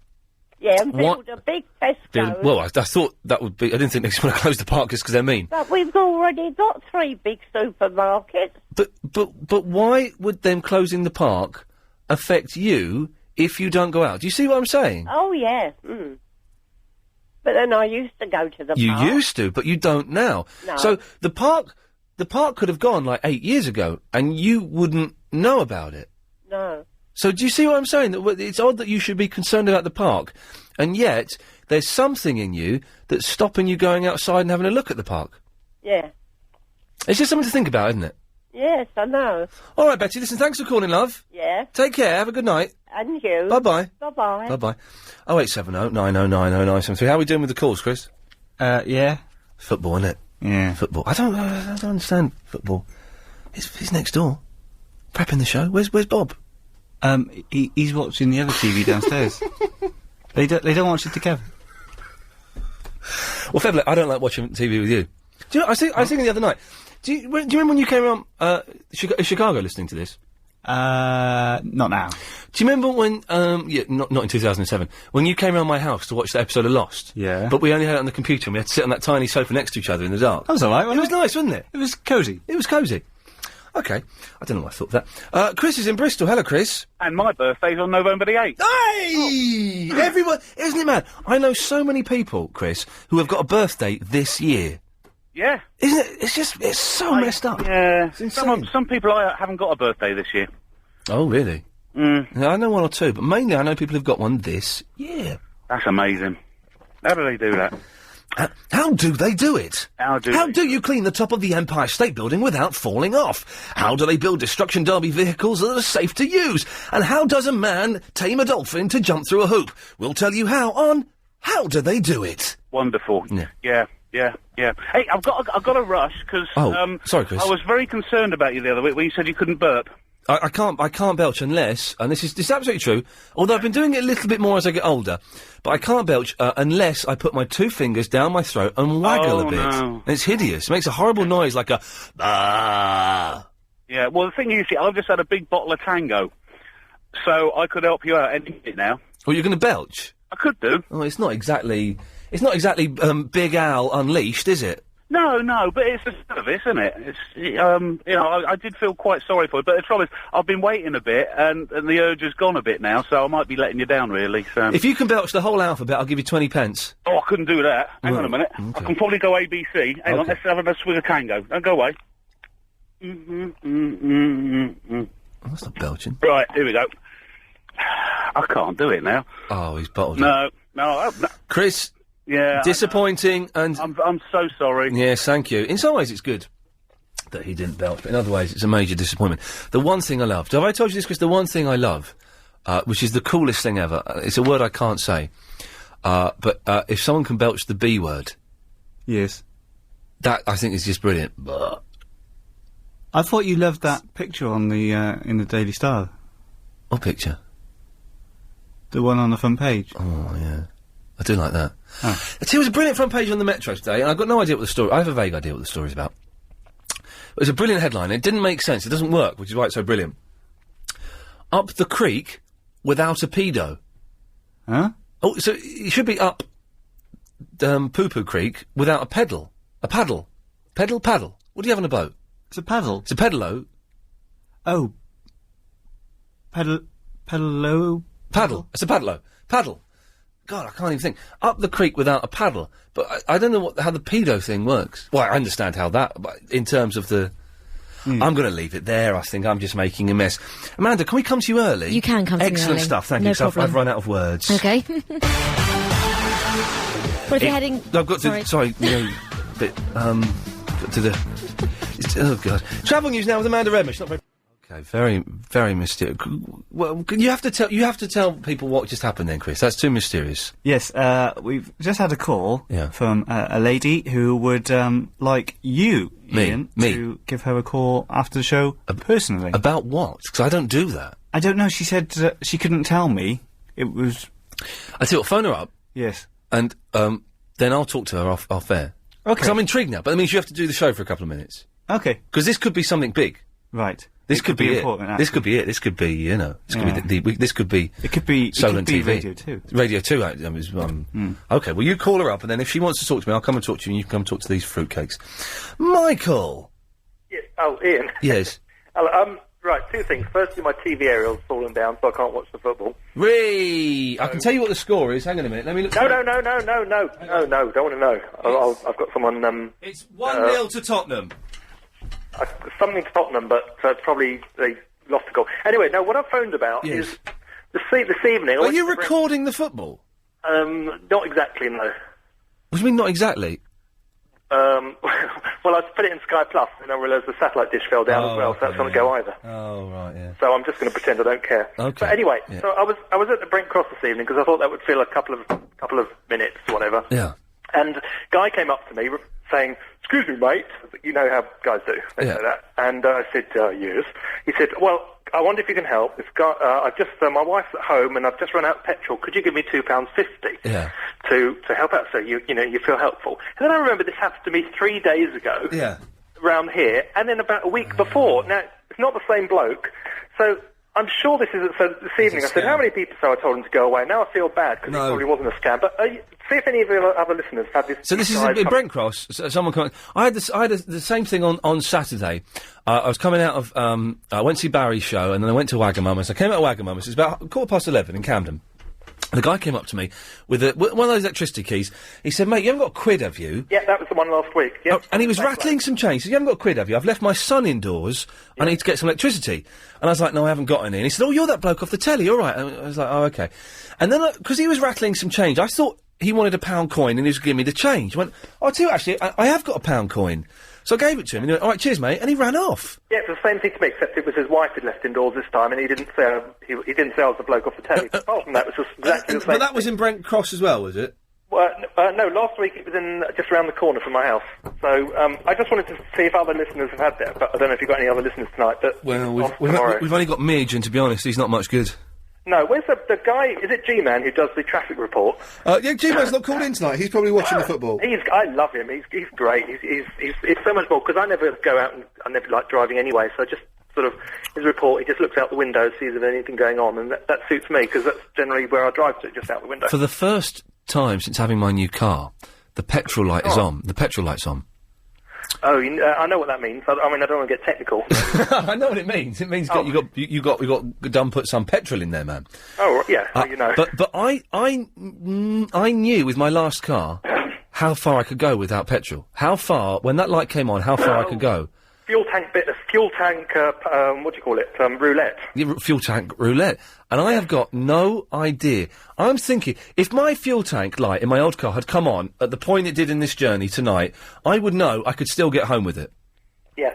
I don't know if I can get home with my fuel tank the way it is tonight. Well, that's the excitement. Yeah, that is... How are you going to make it? Do you know what, once, when I had a big Audi, and I ran out of petrol twice in the same day.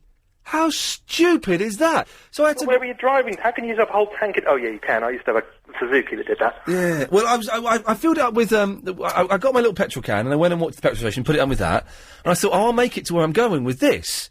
But of course I didn't make it to where I was going, so I ran out and I had to go and get it again. Yeah, I've done that. I thought, there'd just be enough in my dad's shed to get me to where I'm going, and then it turned out there wasn't. But the thing is, next time I run out of fuel and I have to go up to someone in the street, you know, and say, excuse me, have you got £2.50 to buy some fuel or whatever? They won't believe me, because all these people going around. Because of you coming on the radio. They'll think that you're the man that you're talking about, when really you're just you. Yeah, no, it wasn't me, because it was a real bloke, and he had dark hair, and I haven't really got...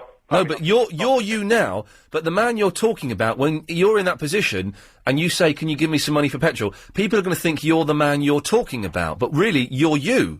No, but I'll tell them I'm me. I mean, if they think I'm that bloke. Or they might think, well, I'm the bloke who didn't give to the bloke tonight, who was a really legitimate person in distress, and I told him to get... Well, I asked him how many people had fallen for it that evening, and he didn't tell me, so maybe he was legitimate. I never... Michael, I think we got somewhere with that. Good, excellent. I'll leave you with that, and I'll go up on the roof and try and fix the... Good lad. What could possibly go wrong? Said Mrs. Hull. OK, 0870 90 909 73 is the phone number, sir. How's it going, Chris? Shall I come and talk? Do you want to come and talk to Midge? I'll be back in a minute. OK. Oh, blimey. OK. Midge! Good evening. Yeah, good evening.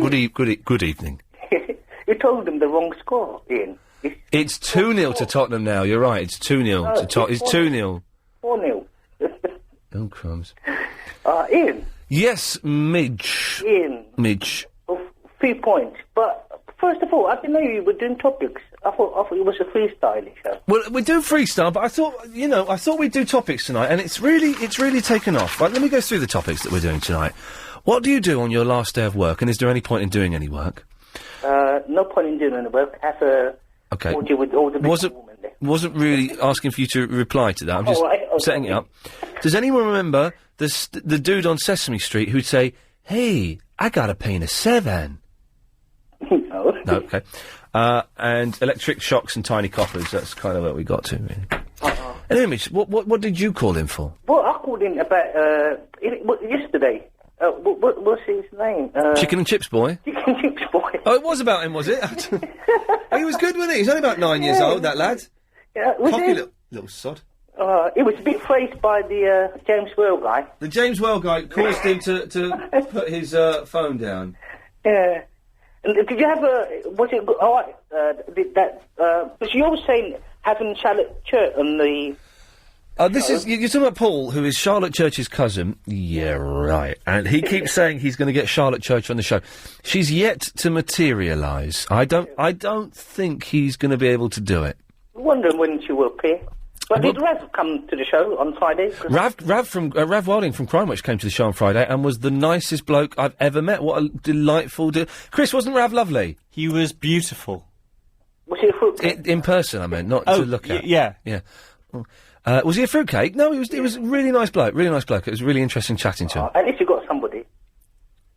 What does that mean? Well, somebody to be in the show. Be with you in a minute, Maureen. Because you've been after Charlotte and she never materialised. Oh, I've pulled this off. I've pulled that off. I can fix that. I will fix it. Yes. Okay. Was there anything else, Midge? Yeah, I just wanted to ask you something. Yeah. Because I was doing the LBC Plus thing, and I heard... Oh, the podcast things? Yeah. It's called LBC Plus now, is it? Right. Yeah. And just wondering, if I... can I talk to Clive, even though I've spoken to yourself? Well, you can certainly phone Clive up. There is no rule that says if you're on this show, you can't go on Clive's show. Now, it is entirely down to the discretion of Bob whether he puts you on or not. And so, I don't know how long this football goes on for, but if it goes on into Clive's show, he'll be welcome for anyone, because you know what I mean? It's hard work when no one calls in. It is half time. All right. Yeah. Oh, that's why you've called up, is it? I get it. It's half time. Well, in that case, no, you can't go on Clive's show. Simple as. Okay. 0870 9090 973. Okie dokie.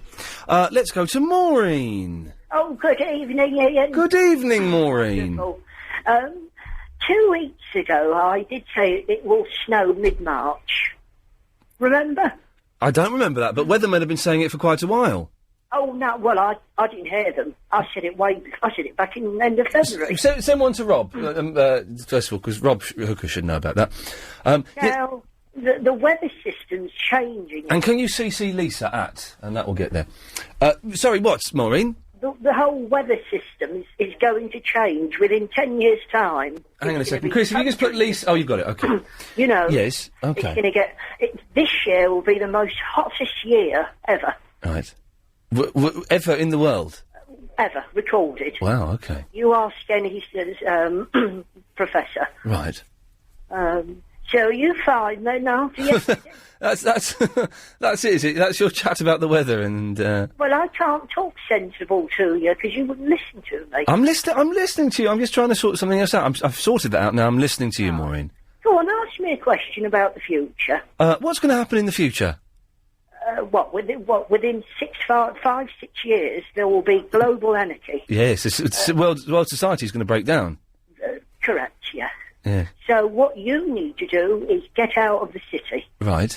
Go to the countryside. Yes. Head for Scotland or Wales. Okay. Why? So it's going to be actual, proper violent anarchy, is it? Violence, looting, you name it. People just doing it in the street. Or corrupted people. Corrupted perverts. Yeah. Yes. And that idiot who phoned yesterday who said I was mental. Yes. His friend's a plumber. Okay. And they used to phone me 2 o'clock in the morning asking me to do things. Yes. Did you do them? Oh, no. Well, I used to play along with them. Yes. You know what he said? No, I'm not going to... No, you probably should. Maureen, well, listen, thanks very much for that. Can I just say one more joke and that's it? Well, I guess so. It's child-friendly, so... Are you ready? Yes. What do you call a dead... Let me just say it again. Maureen, are you all right? I'm fine. It's quite funny. What do you call a dead chicken with a sock on its head? Do you know what? I actually don't want to know, but thank you very much for that. Wow, would you believe we're 2/3 of the way through this roller coaster ride that we like to call Iain Lee's Good Evening. If you want to take part, you can still give us a call, although the football starts again in a few minutes, so it's unlikely that you're going to. But you can. 0870 90 90 973. You speak to Chris, he'll find out what you want. Give you a call back, so it doesn't cost you very much. as you're only on the line for a minute paying €1. You have to be careful what you say in these things now, because you get done, innit? And then you can come through and speak to me. We also need someone to send in a blog, please. So if someone could email a blog for us, just a little summary of the show, and you can send it to Iain, IAIN, at lbc.co.uk. We'll put the best blog on the LBC website. So more of your calls after the latest LBC 97.3 news.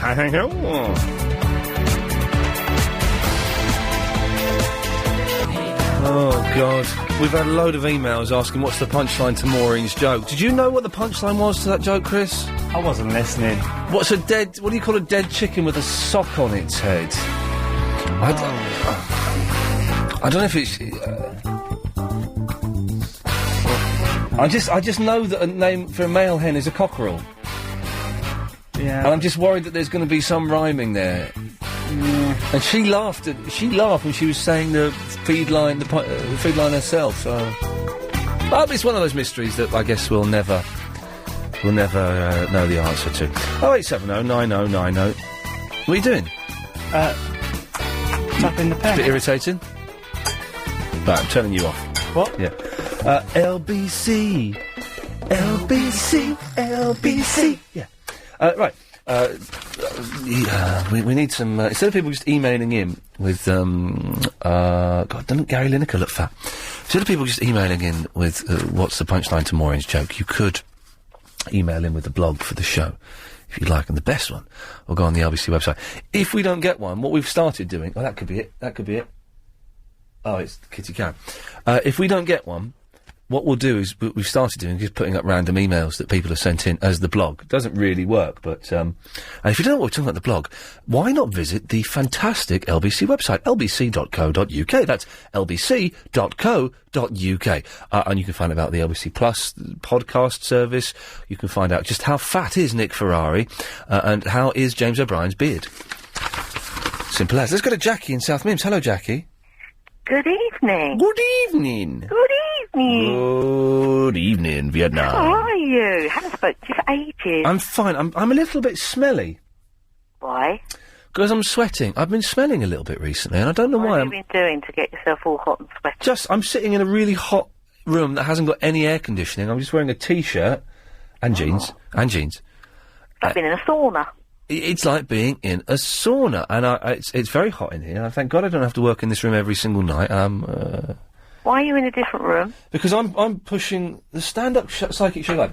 Some people go to see a psychic and take their advice and words very seriously. Some sceptical people see psychics as a joke. For once, both the skeptic and the psychic are... I'm sorry, I'm waiting for the page on the internet to change. It doesn't... Oh, right. Becky's... I have information for you. Basically, the psychic show is going live on tour. Oh, God. Why'd you say, oh, God? I'm sorry. I can't be doing with it. I don't believe in psychics. No, me neither. But if you want to find out about it, then it's lbc.co. Tickets are £17? Yes. Hell's teeth! Yes, there you go. God, blimey, 17 quid. Well, they would have known how much it was going to be because they're psychic, aren't they? Anyway, Jackie, anyway, listen, what can I do for you? If you can spare me a couple of minutes, I've got a list here. Oh, God. Do you mind if I play some music underneath you? Oh, all right, go on then. Okay, it's very nice. Here we go, let's have this. All right, okay. Go on. That's too loud. Oh, sorry, is that too loud? There's something softer. Okay. Something more fitting to me. Okay. Oh, I know what looks good. We haven't done this before. Let's have this one. Away you go. Can't hear the music yet. Oh, that's quite nice. Yes, I like that. Okay, number one. The Eurovision is on YouTube, and it was a disaster. With Terry Wogan. Oh, when he muffed up and gave the wrong... Oh, it was so embarrassing. Oh, my gosh. I've only watched it on YouTube, and that was enough. It's on... Do you think this could be the start of the turn for Terry? Because he's very, very old. And he's brilliant. I must admit, if I'm not listening to Nick Ferrari in the mornings, which I'm not, to be honest, in all honesty, I prefer Terry Wogan. It's more... It's just gentle, nice music, and it's all very... I think we've just seen the demise of Terry. Sorry? I think we've just seen the demise of Terry. Okay. Be a shame. Yeah, but it takes me that step closer to hosting the Radio 2 breakfast show. You might be able to step into those shoes. Yeah, I bet I'm top of their list for when he goes. There are people at Radio 2 going, when is Wogan going to pop his clogs? Because we want Lee in here. Well, I think you should get your hair cut, ready for the interview. Well, I've got quite short hair at the moment already. That moves me on nicely to my second point. Oh, partings. Parting. Pointing. Sorry, parting. Pointing.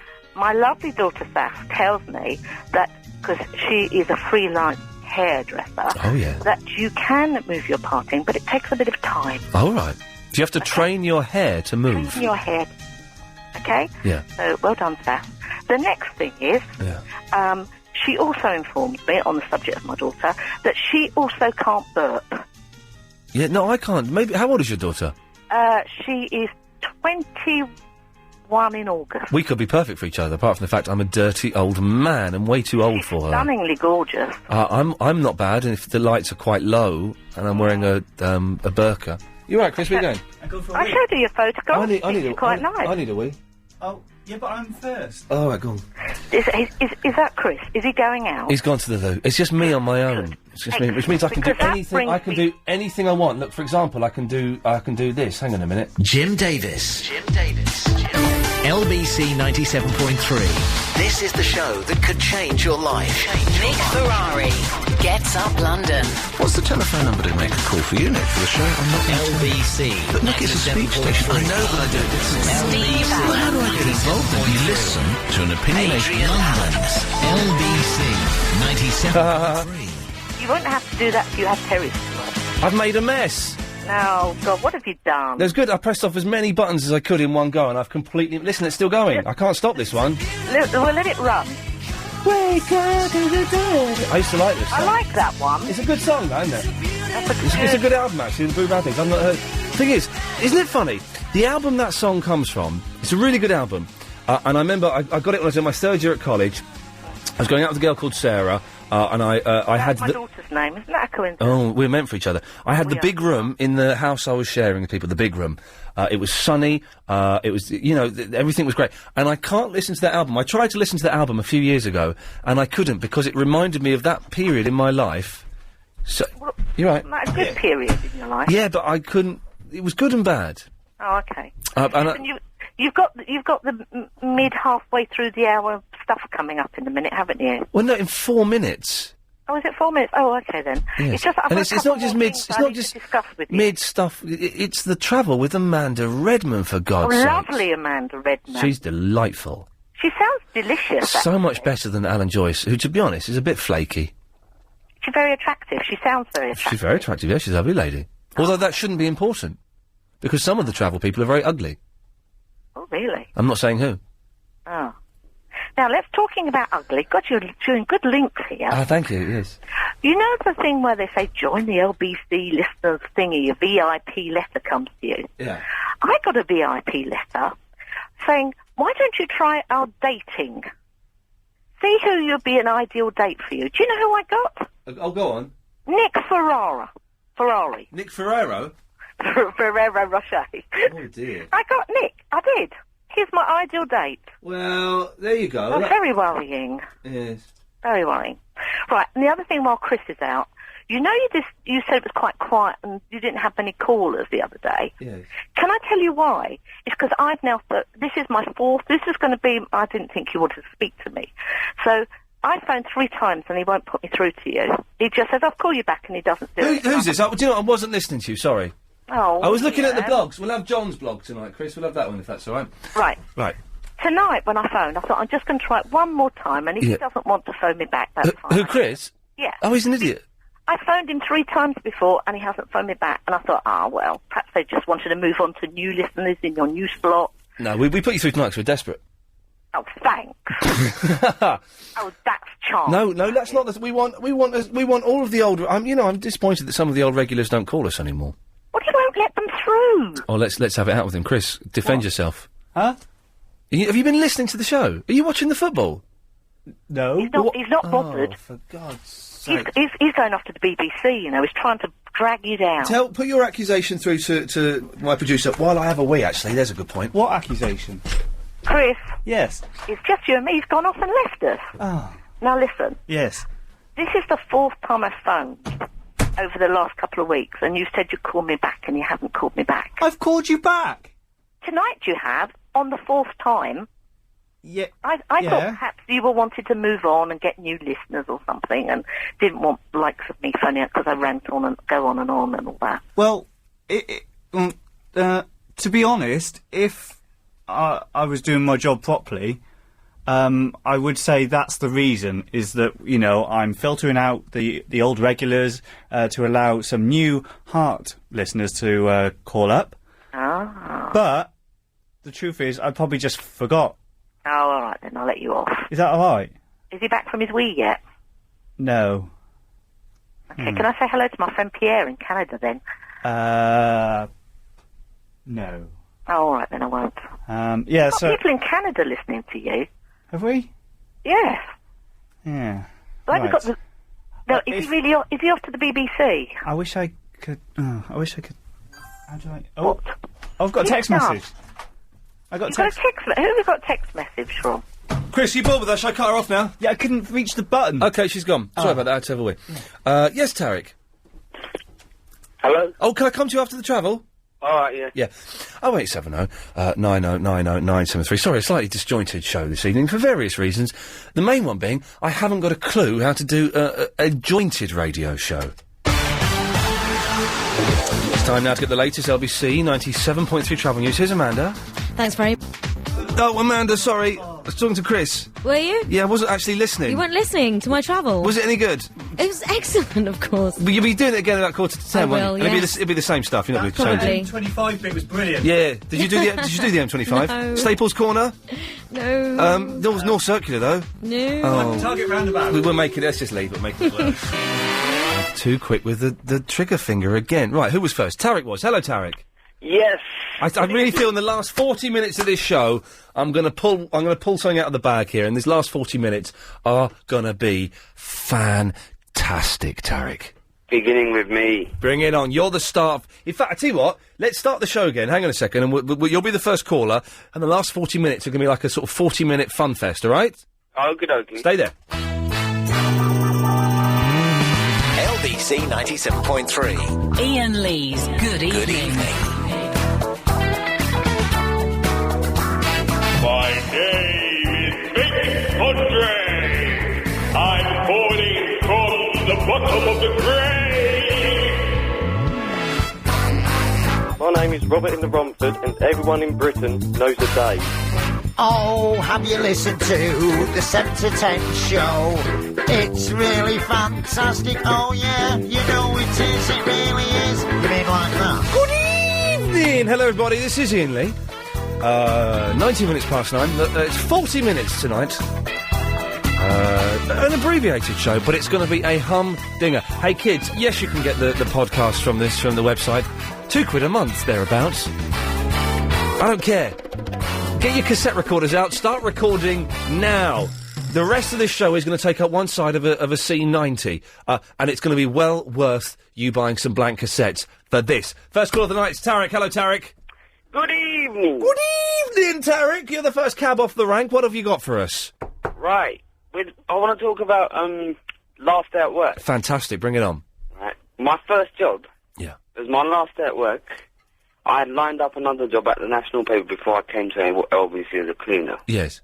So, there I am. We're actually, on that day, coincidentally, the office was changing floors. Right. So they were moving all the furniture. So you were leaving and they were moving floors? Yeah. Okay, I've explained it better than you did, but okay, yes. So they were moving all the furniture to the ground floor. Right. We were on the third floor. Yes. No one was actually sort of monitoring what we were doing. Oh, it sounds like Those of us thief who were heaven. left to work. Hooky heaven. So I'm sitting there, lying back. So from 9 o'clock to 5 o'clock, yeah. I was on the phoning mobile all day long and just chatting to people. Sweet as a nut, my young friend. Sweet as a nut. Brilliant. I got paid to phone my friends. Well, why on someone's last day at work? Why would someone do any work? What's the point of doing any work? Because you're never going to be there again. It's not your response. You can't start a new project. You can't. If someone's going to take over your job, they should already know what's going on. If that position is coming to an end, then you don't need to do anything. So why would anyone do anything other than just doss around and steal stuff? I have no idea. I had a lovely lunch. They took me out for lunch. You know, all paid. Wow. All day I was just sitting around and chatting to people on the phone, and it was brilliant. How long do you think you're going to last doing the LBC cleaning job? Oh, this is a job for life, man. This is it now, is it? It's a job. I've found my vocation. Hardcore. People don't think about having a job for life now. They think, well, I'm going to work here for 6 months, then maybe I'm going to go there for a year, then I'm going to do a month there. No, I want to move around. Like, you know, obviously move around to different places. Well, only if they get Grazing Road to there. Yeah, only if they get taken over by different management groups, which could possibly I'll be happen. part of the furniture, man. Okay. Well, I'm not going to sit on you. Part of initials. Derek, listen, thanks for that. All right. One love. Adios. Yeah, we go then. I don't quite know what happened at the end of that phone conversation. Okay. Well, really? What? Apparently. Yeah. I may be promoted tonight to what? The Clive Bull show. How is that a promotion, mate? It's Clive Bull, isn't it? Yeah, I know, but I don't quite see how that is a promotion. Yes, you know, I can see it's a sidestep, of course, but you considered that to be... You know... I think you need to question, seriously question, your attitude towards producing this show. Surely, in your eyes, yeah, I know it's, you know, it's the hours 7 till 10, between 8 and 9, we like to call it the dead hour because people are watching soap operas, having their dinner, putting their kids to bed and having a life. What? Nothing. But, doing this show, I want you to think that this show is the highest you can ever get. This show probably is the highest you, Chris, can ever get. But you need to think that. After Clive? Well, so why are you doing Clive's show? Oh, Bob is sick. Oh, again, is it? What for playing at 10, are they? Maybe. Yeah, maybe. Maybe. Okay, so you're going to produce Clive's show, eh? Well, you know, I'll if he needs help, I will help him. You've obviously negotiated a rate. Oh. You idiot. Martin! Hello. Hello, Martin. Yeah, we're talking about these people who are asking you for money for petrol. Yes, Martin, or beer. I worked in Holborn, and one day somebody came in the pub with a petrol can asking because he said his car had broken down. And he wanted some money. Sod. Well, you've got to give him. You've got to give him some money. That's one of them. And a Victoria Station. Somebody else has already been chucked out of his flat. Oh, God. He needs the money to go somewhere. And I said, well, I've only got £10. You know, he said, I want £2. I said, I've only got £10. No. That'll do. So he said, I'll give you change. Oh, no! He put, you know, about eight quid in £1 coins. Bloody hell.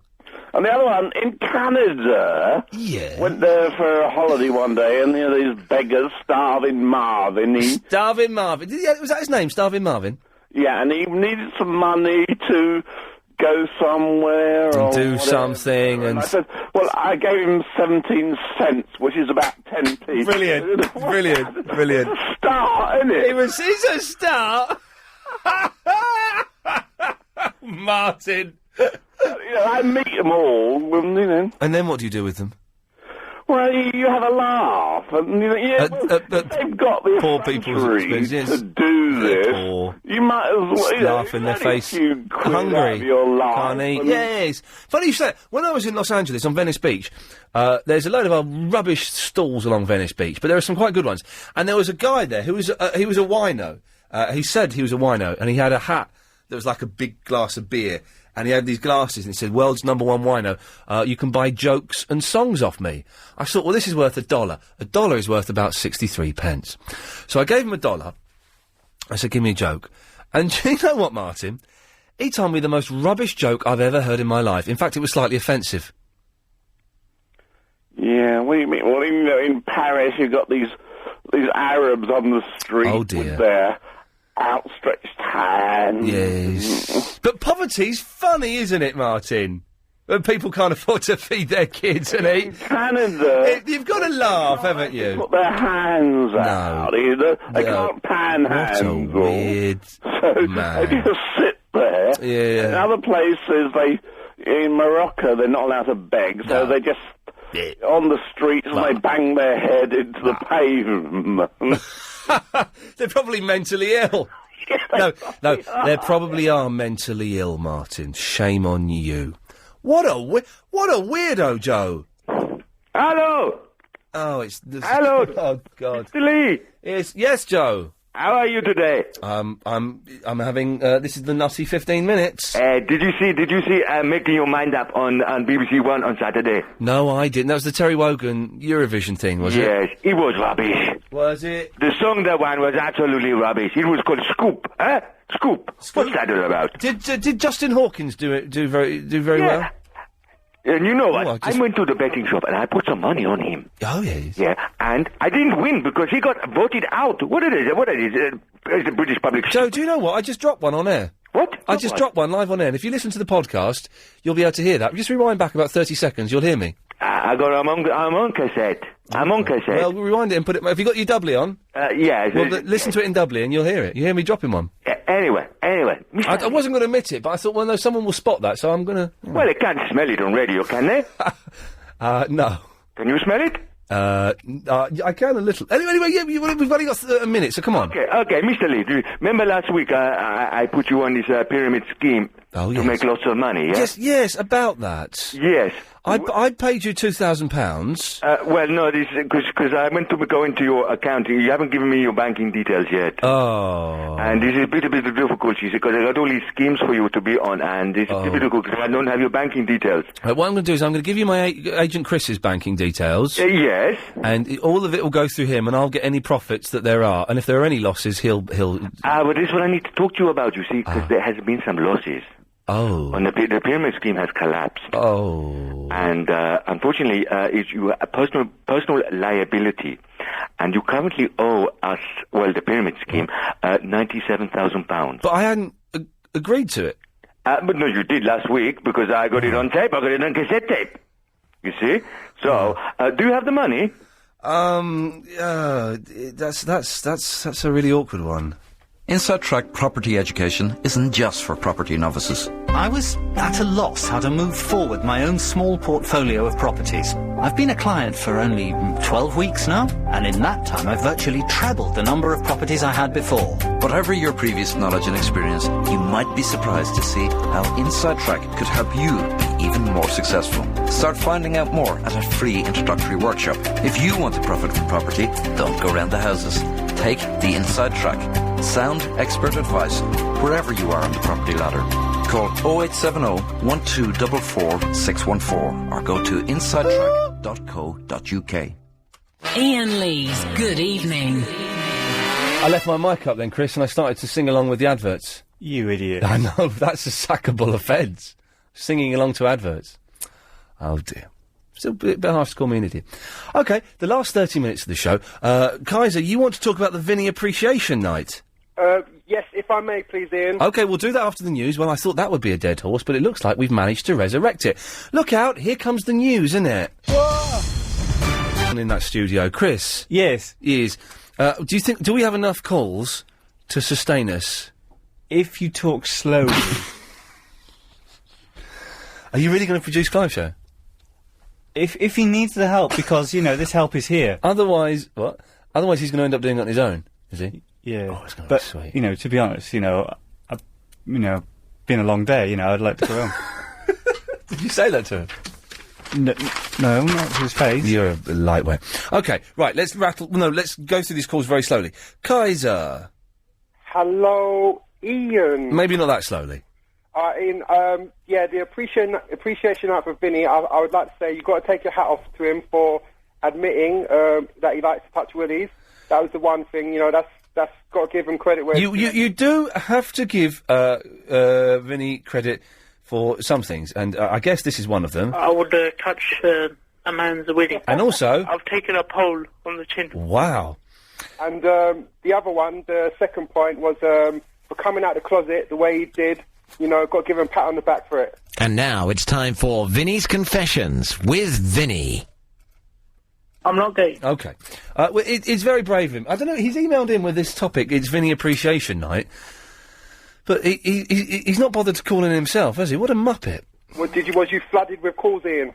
And you're the only call we've had on that rubbish thing. Vinny, what's wrong with your phone? My phone's gone mash up. Oh, your phone got what? My phone's gone mash up. It got what? It's gone mash up. Okay, right.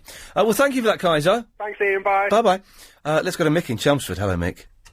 Good evening, Ian. Hello, Mick. I'm very well. Didn't ask. I didn't ask. I'm getting. You didn't even ask. I was expecting you to. No, I'm not that bothered. I'm not sure you're not. I was going to talk about the begging. Oh, yes. I've actually made a sport out of it. Oh, yeah. She knows that she can walk through this studio without causing any disturbance. I can walk through it. No, not you. Yes. Anyway, right, so go on.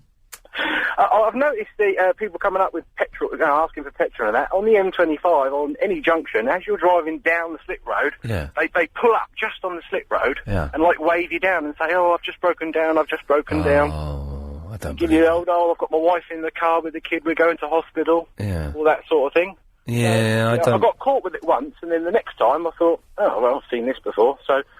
You just edge down the slip road, and as they run up to you, you edge down a bit more. And the sport is how far onto the M25 you can get them. That's a terrible thing to do. No, it's not. But it is. But the thing is, though, it's frustrating, isn't it? Because you could.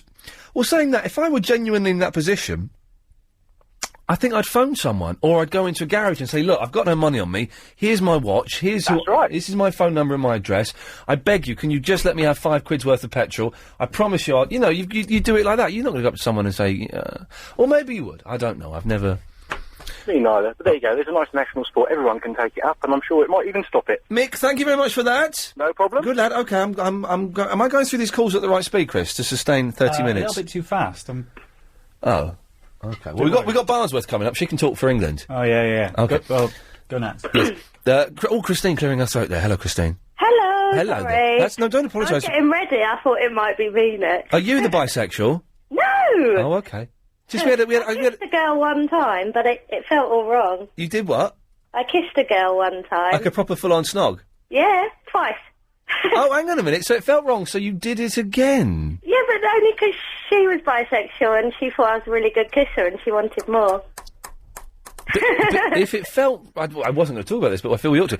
If it felt wrong, why would you do it again? Because we was making a boy jealous. Oh, God.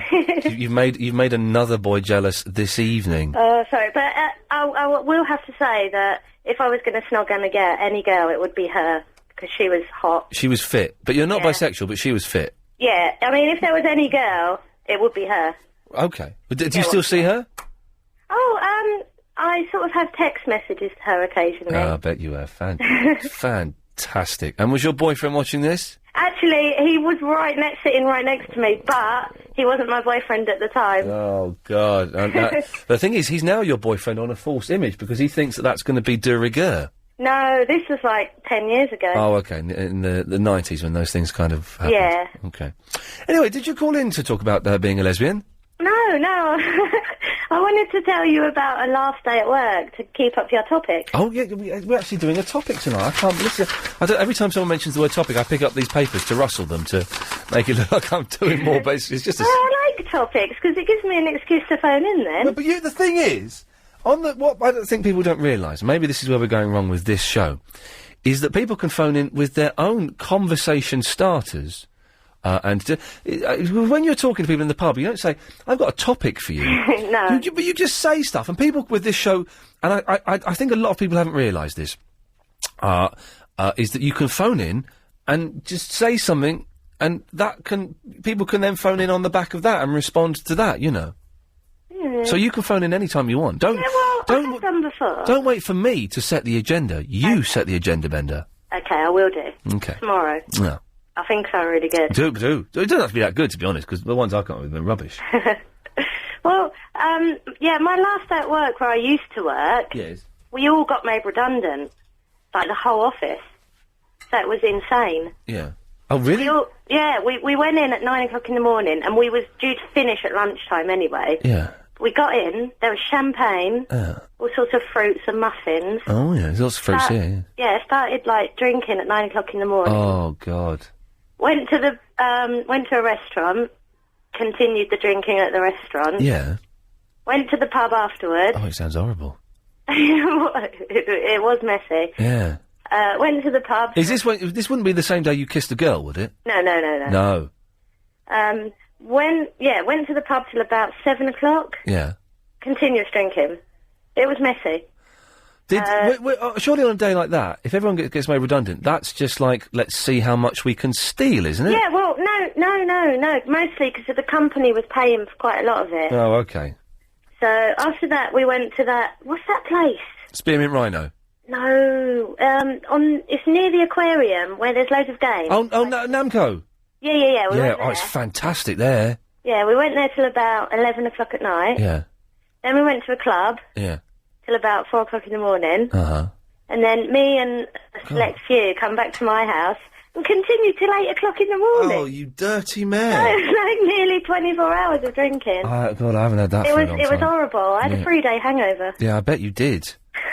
Well, but I was going to say, so you didn't do any work. That's a ridiculous question. No, we So didn't. on so the last day before that day, did you do any work? At what point, when you're leaving a job, do you stop doing work? Well, we worked in a call centre, so we had to the phones don't stop ringing, so you kind of have to. You can't really get away with... We tried to do minimum stuff, but... I'm trying to break this desk. Hang on. Oh, yeah, that's come off. Got it off. Oh, sorry, Christine, I was messing around with the desk. And that means that it's time for me to move on. Okay. Thanks for that, Christine. Yeah, Give us a call tomorrow with your own topic. Okay, we'll do. Bye-bye. It's Barnsworth. Hi, Ian. Hello, Barnsworth. Hi, how are you, darling? I'm fine, thanks. Good. Yes. You were talking about having decorators and stuff. I've got the decorators round. We had them around last week. Oh, yeah. I don't like having them around because, A, it feels like your house has been taken over by them. And B, I always think that they're going to steal stuff or go through your things, especially if you have to leave. I suspect these lads. Well, I know for a fact these lads won't steal anything, but I always think, and I've hidden all the mucky stuff, and I think you know what I mean by that. Yeah. Is in a suitcase in the attic space. It's locked away. Yeah. So they won't find that unless let's have a good route through the attic space. But I expect them to. I'm sure they won't, but I expect people who are in my house working to open a couple of drawers, have a little look in there, see what they can find. Me too. But I tell you what, they're brilliant. These people, they're the blokes that did my bathroom. They did a superb job. But they came in first day. They came in dust sheets. Brought dust sheets. I thought fantastic. They got dust sheets. They got these big dust sheets out, put them in the hallway, gave them a flat, put them down, and I noticed a thick layer of dust landed on everything from the dust. I thought dust sheets were to protect things from dust. Instead, they laid dust everywhere. Yeah, that's another thing I don't like about decorators. They never clean up after themselves. Well, again, I don't want to show off, but last time they came round, the head decorator said, like a couple of days after they finished, all right, I'll send the cleaner round. Really? I said, what? Oh, we've got a cleaner that'll come and do the cleaning. And I'd done it by that stage already. And I said, I've done it. He said, we'll send it round. I said, no, I've done it. But so I'm hoping they'll do the same. So I'm getting a video intercom. Oh, wow. Fantastic. It won't unlock the door, but it means that because at the moment I've got a buzzer. It's like and it's a buzzer and it's a handset, but the handset doesn't work. So if it buzzes, I have to go to the living room window, open the window, lean out quite far to see under the door. I say, yeah, I'll be down in a minute, and then go down in my pants. But now I'll be able to leisurely walk to the top of the stairs, pick up the handset, say, hello, who's there? Oh, I can see you. Yeah. So that'll be good. And then you can decide whether you want to see them or not. Well, yeah. Talk to them. Well, that's the thing, yeah. If you don't want to talk to them, you don't have to talk to them, do you? Yeah. Yeah. But no, I'm looking forward. They've painted the hallway white, and I was worried that would be too much. But you know what? It looks wicked. So. Yeah, our living room's really dark now. And at first it was, like, horrible, but now it's quite used to it. It's quite nice. Mm. OK, well, thank you for that, Barnsworth. All right, Ian. Take care. Bye-bye. Bye. Bye-bye. That button doesn't work. Chris, in terms of calls, do you think... That was a slow one. I was talking about my hallway being painted white. That's quite dull. That was a bit too slow. OK, I'll speed it up a little bit. Speed up a little. OK. Hello, Derek. Hello, sir. OK, was that too fast? No, that's enough on that call. Excellent stuff. OK. Let's try this. Amber!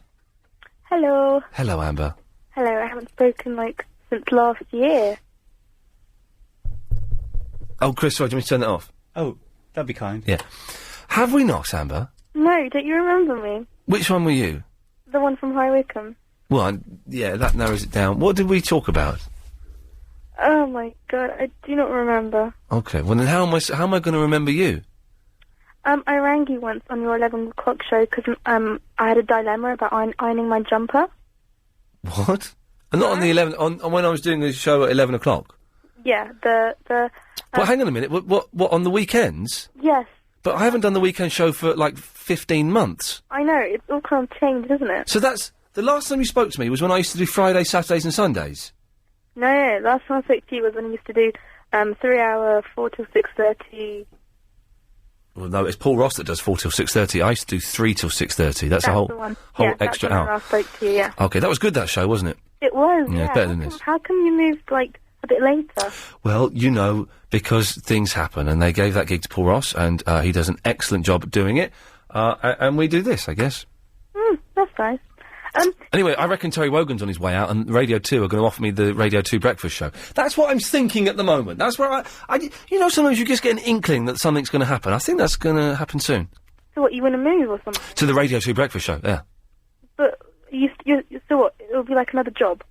Or do you mean, move from LBC Well, I to... couldn't do Radio 2 breakfast show and this. Or I could try and do it, I don't know. But I reckon Terry Wogan's on his way out, I'm top of their list. And under top of their list. Next, it's Jonathan Ross. Then it's Stuart McConey. Then it's Chris Evans. Jonathan Ross? Then it's Russell Brand. Yeah. Jonathan Ross? Yeah. Oh. I'm above him on a list somewhere. That's good. I actually called in to tell you how all of a sudden I started listening to LBC again. Oh, but it sounds like a fantastic story. We'll have to get it after this, though. Travel news, here's Amanda. On the tubes, and we've got big problems on the Central Line. It's suspended between... So, last 15 minutes of the show. We know all that stuff. Nonsense.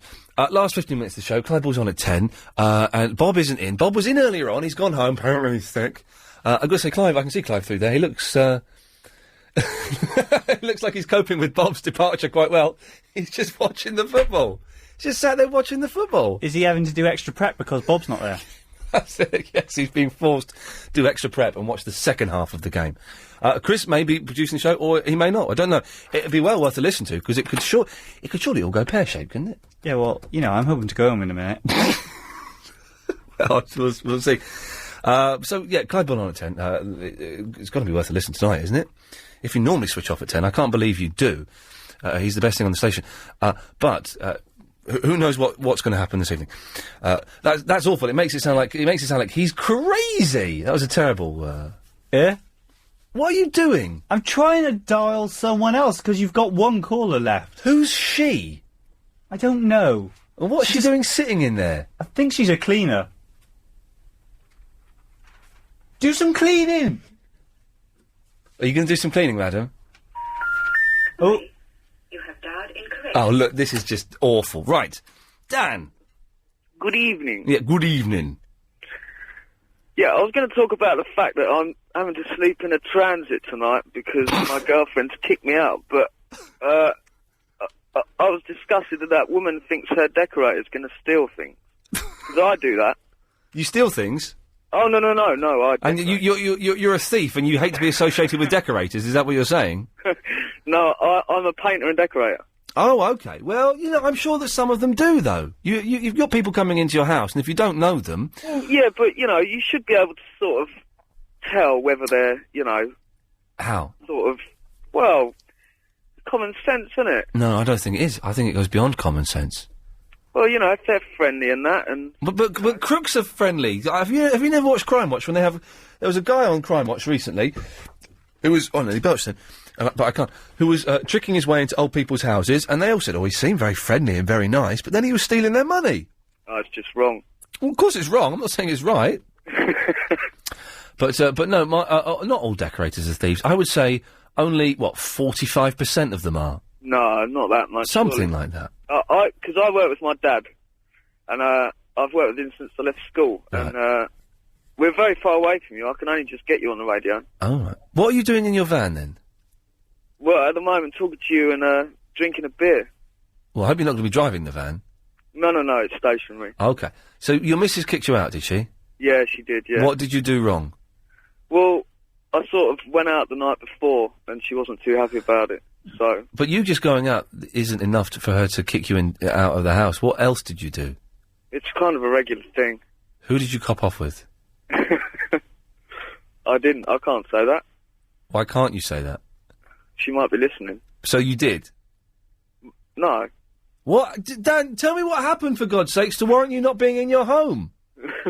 I didn't cop off with anyone, no. I was just out late and I came in quite drunk. Did you have a big night on a bender? Pretty much, yeah. Oh, yeah, see, it's, Big bender with a pan yam pickle. Yes. As I was supposed to go to her mother's for Mother's Day as well, so... Oh, no. Big bender with a pan yam pickle. She doesn't call in anymore. Oh, hang on a second, Zoe? Hello, darling. Hello, my love. Can you help Daniel? No, I didn't hear that. What's a bender? What? What? He didn't get... He got home late. Yeah. What was he at Mummy's? What did he do? What? Huh? Why was he Why did he get home late? Because I was drunk. Drunk, yes. You got home late because you were drunk. Okay, then. But, Zoe, why have you called in? Well, to talk to Iain, because he's always getting drunk. Ian's always getting drunk? I don't drink. No, I know, I'm joking. You're not? I haven't drunk for 2.5 years. So what's his name, Well, Dan? thirsty. Well done, good lad. Yeah, you got hats off to that. Sorry, Zoe, what? I didn't follow the story. They put me through. Are you drunk? No. You sound it. Oh, you're joking. Been working very hard today. Yeah, Zoe, what do you want? Why did you call up the radio station? What? Oh, but hang on. I was going to talk about Easter. Okay, well, away you go. No, I'm worried about Daniel. Is it Daniel? Dan. Hello. Daniel, I think you found a bed for the night. I'd rather sleep in the transit. Yes. Ooh, I don't think so. Zoe, take your hand off of the mouthpiece and tell me what you want to say about Easter. Oh, jeez. Oh, It's a live one. Yeah, well, only just, I think. Right, Zoe, what do you want? Is she screaming? Is there someone in the house? Wrangling a chicken. I'm laughing so. It's a dead chicken with a sock on its head. That's the punchline. You call it Zoe. We finally got there. Oh, God. Okay, well, thanks for calling, Zoe. What? Thanks for calling. Bye, Zoe.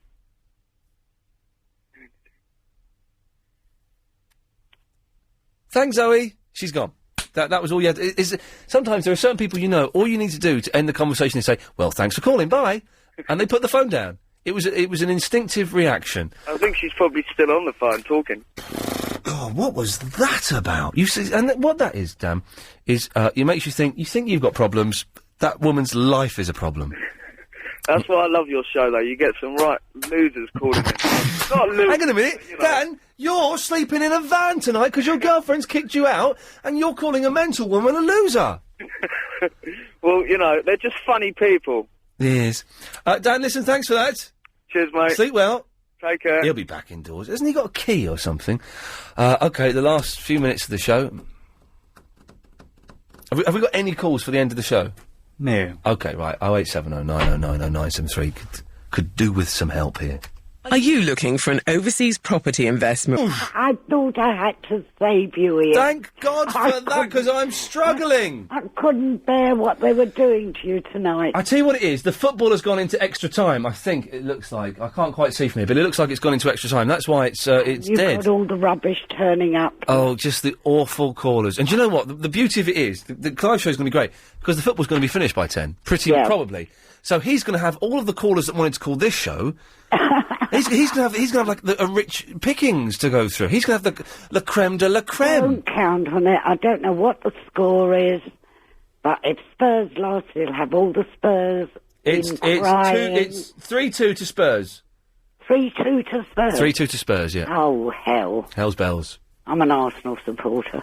Well, they're not playing. I know. But then why is it bad that Spurs lose? Because Who we're win? deadly enemies. Really? I'd rather the others had won. Oh. And then Clive's going to be in a lousy mood because it means his team. Oh, he likes the Chelsea Blues. Apparently I do. We're both listed on the Chelsea website as celebrity fans. Well, I'm not a fan of football at all. I don't like football. I think it's a boring game. It's very dull. And yeah, anyway, when I heard what you were going through... Going through hell. At least I have a modicum of sense. And, what? You know... When did that happen? You can end the show with someone who speaks the Queen's English, hasn't been slung out. Yeah, I was hoping to... sleeping in a van. I was hoping to end it with someone a little bit, a little bit hipper, a little bit trendier, someone young. I'm sorry, you want me to go? Someone under the age of 65. I'm afraid I don't qualify. Okay. But I do care, Ian. And I cared for you too, Blanche. I did phone because you were in trouble. Okay. Which shows I care. Okay. This town ain't big enough for the both of us. Oh, well, no, hang on a second. You didn't keep that. I've also got this. What have you got against anyone with talent? Yes, and Blanche's talent is... This town ain't big enough for the both of us. Dum, dum, dum, dum. Thank you, Ian. Blanche, thanks very much. Bye. Take care. Bye-bye. Let's go to Yusuf. Hello, Yusuf. It was Pradeep Man instead. Well, Chris, I really have no way of filling the last 2 minutes. How about a song? Oh, yeah. Yeah? Away you go. Good lad. Oh, what? Sing us a song.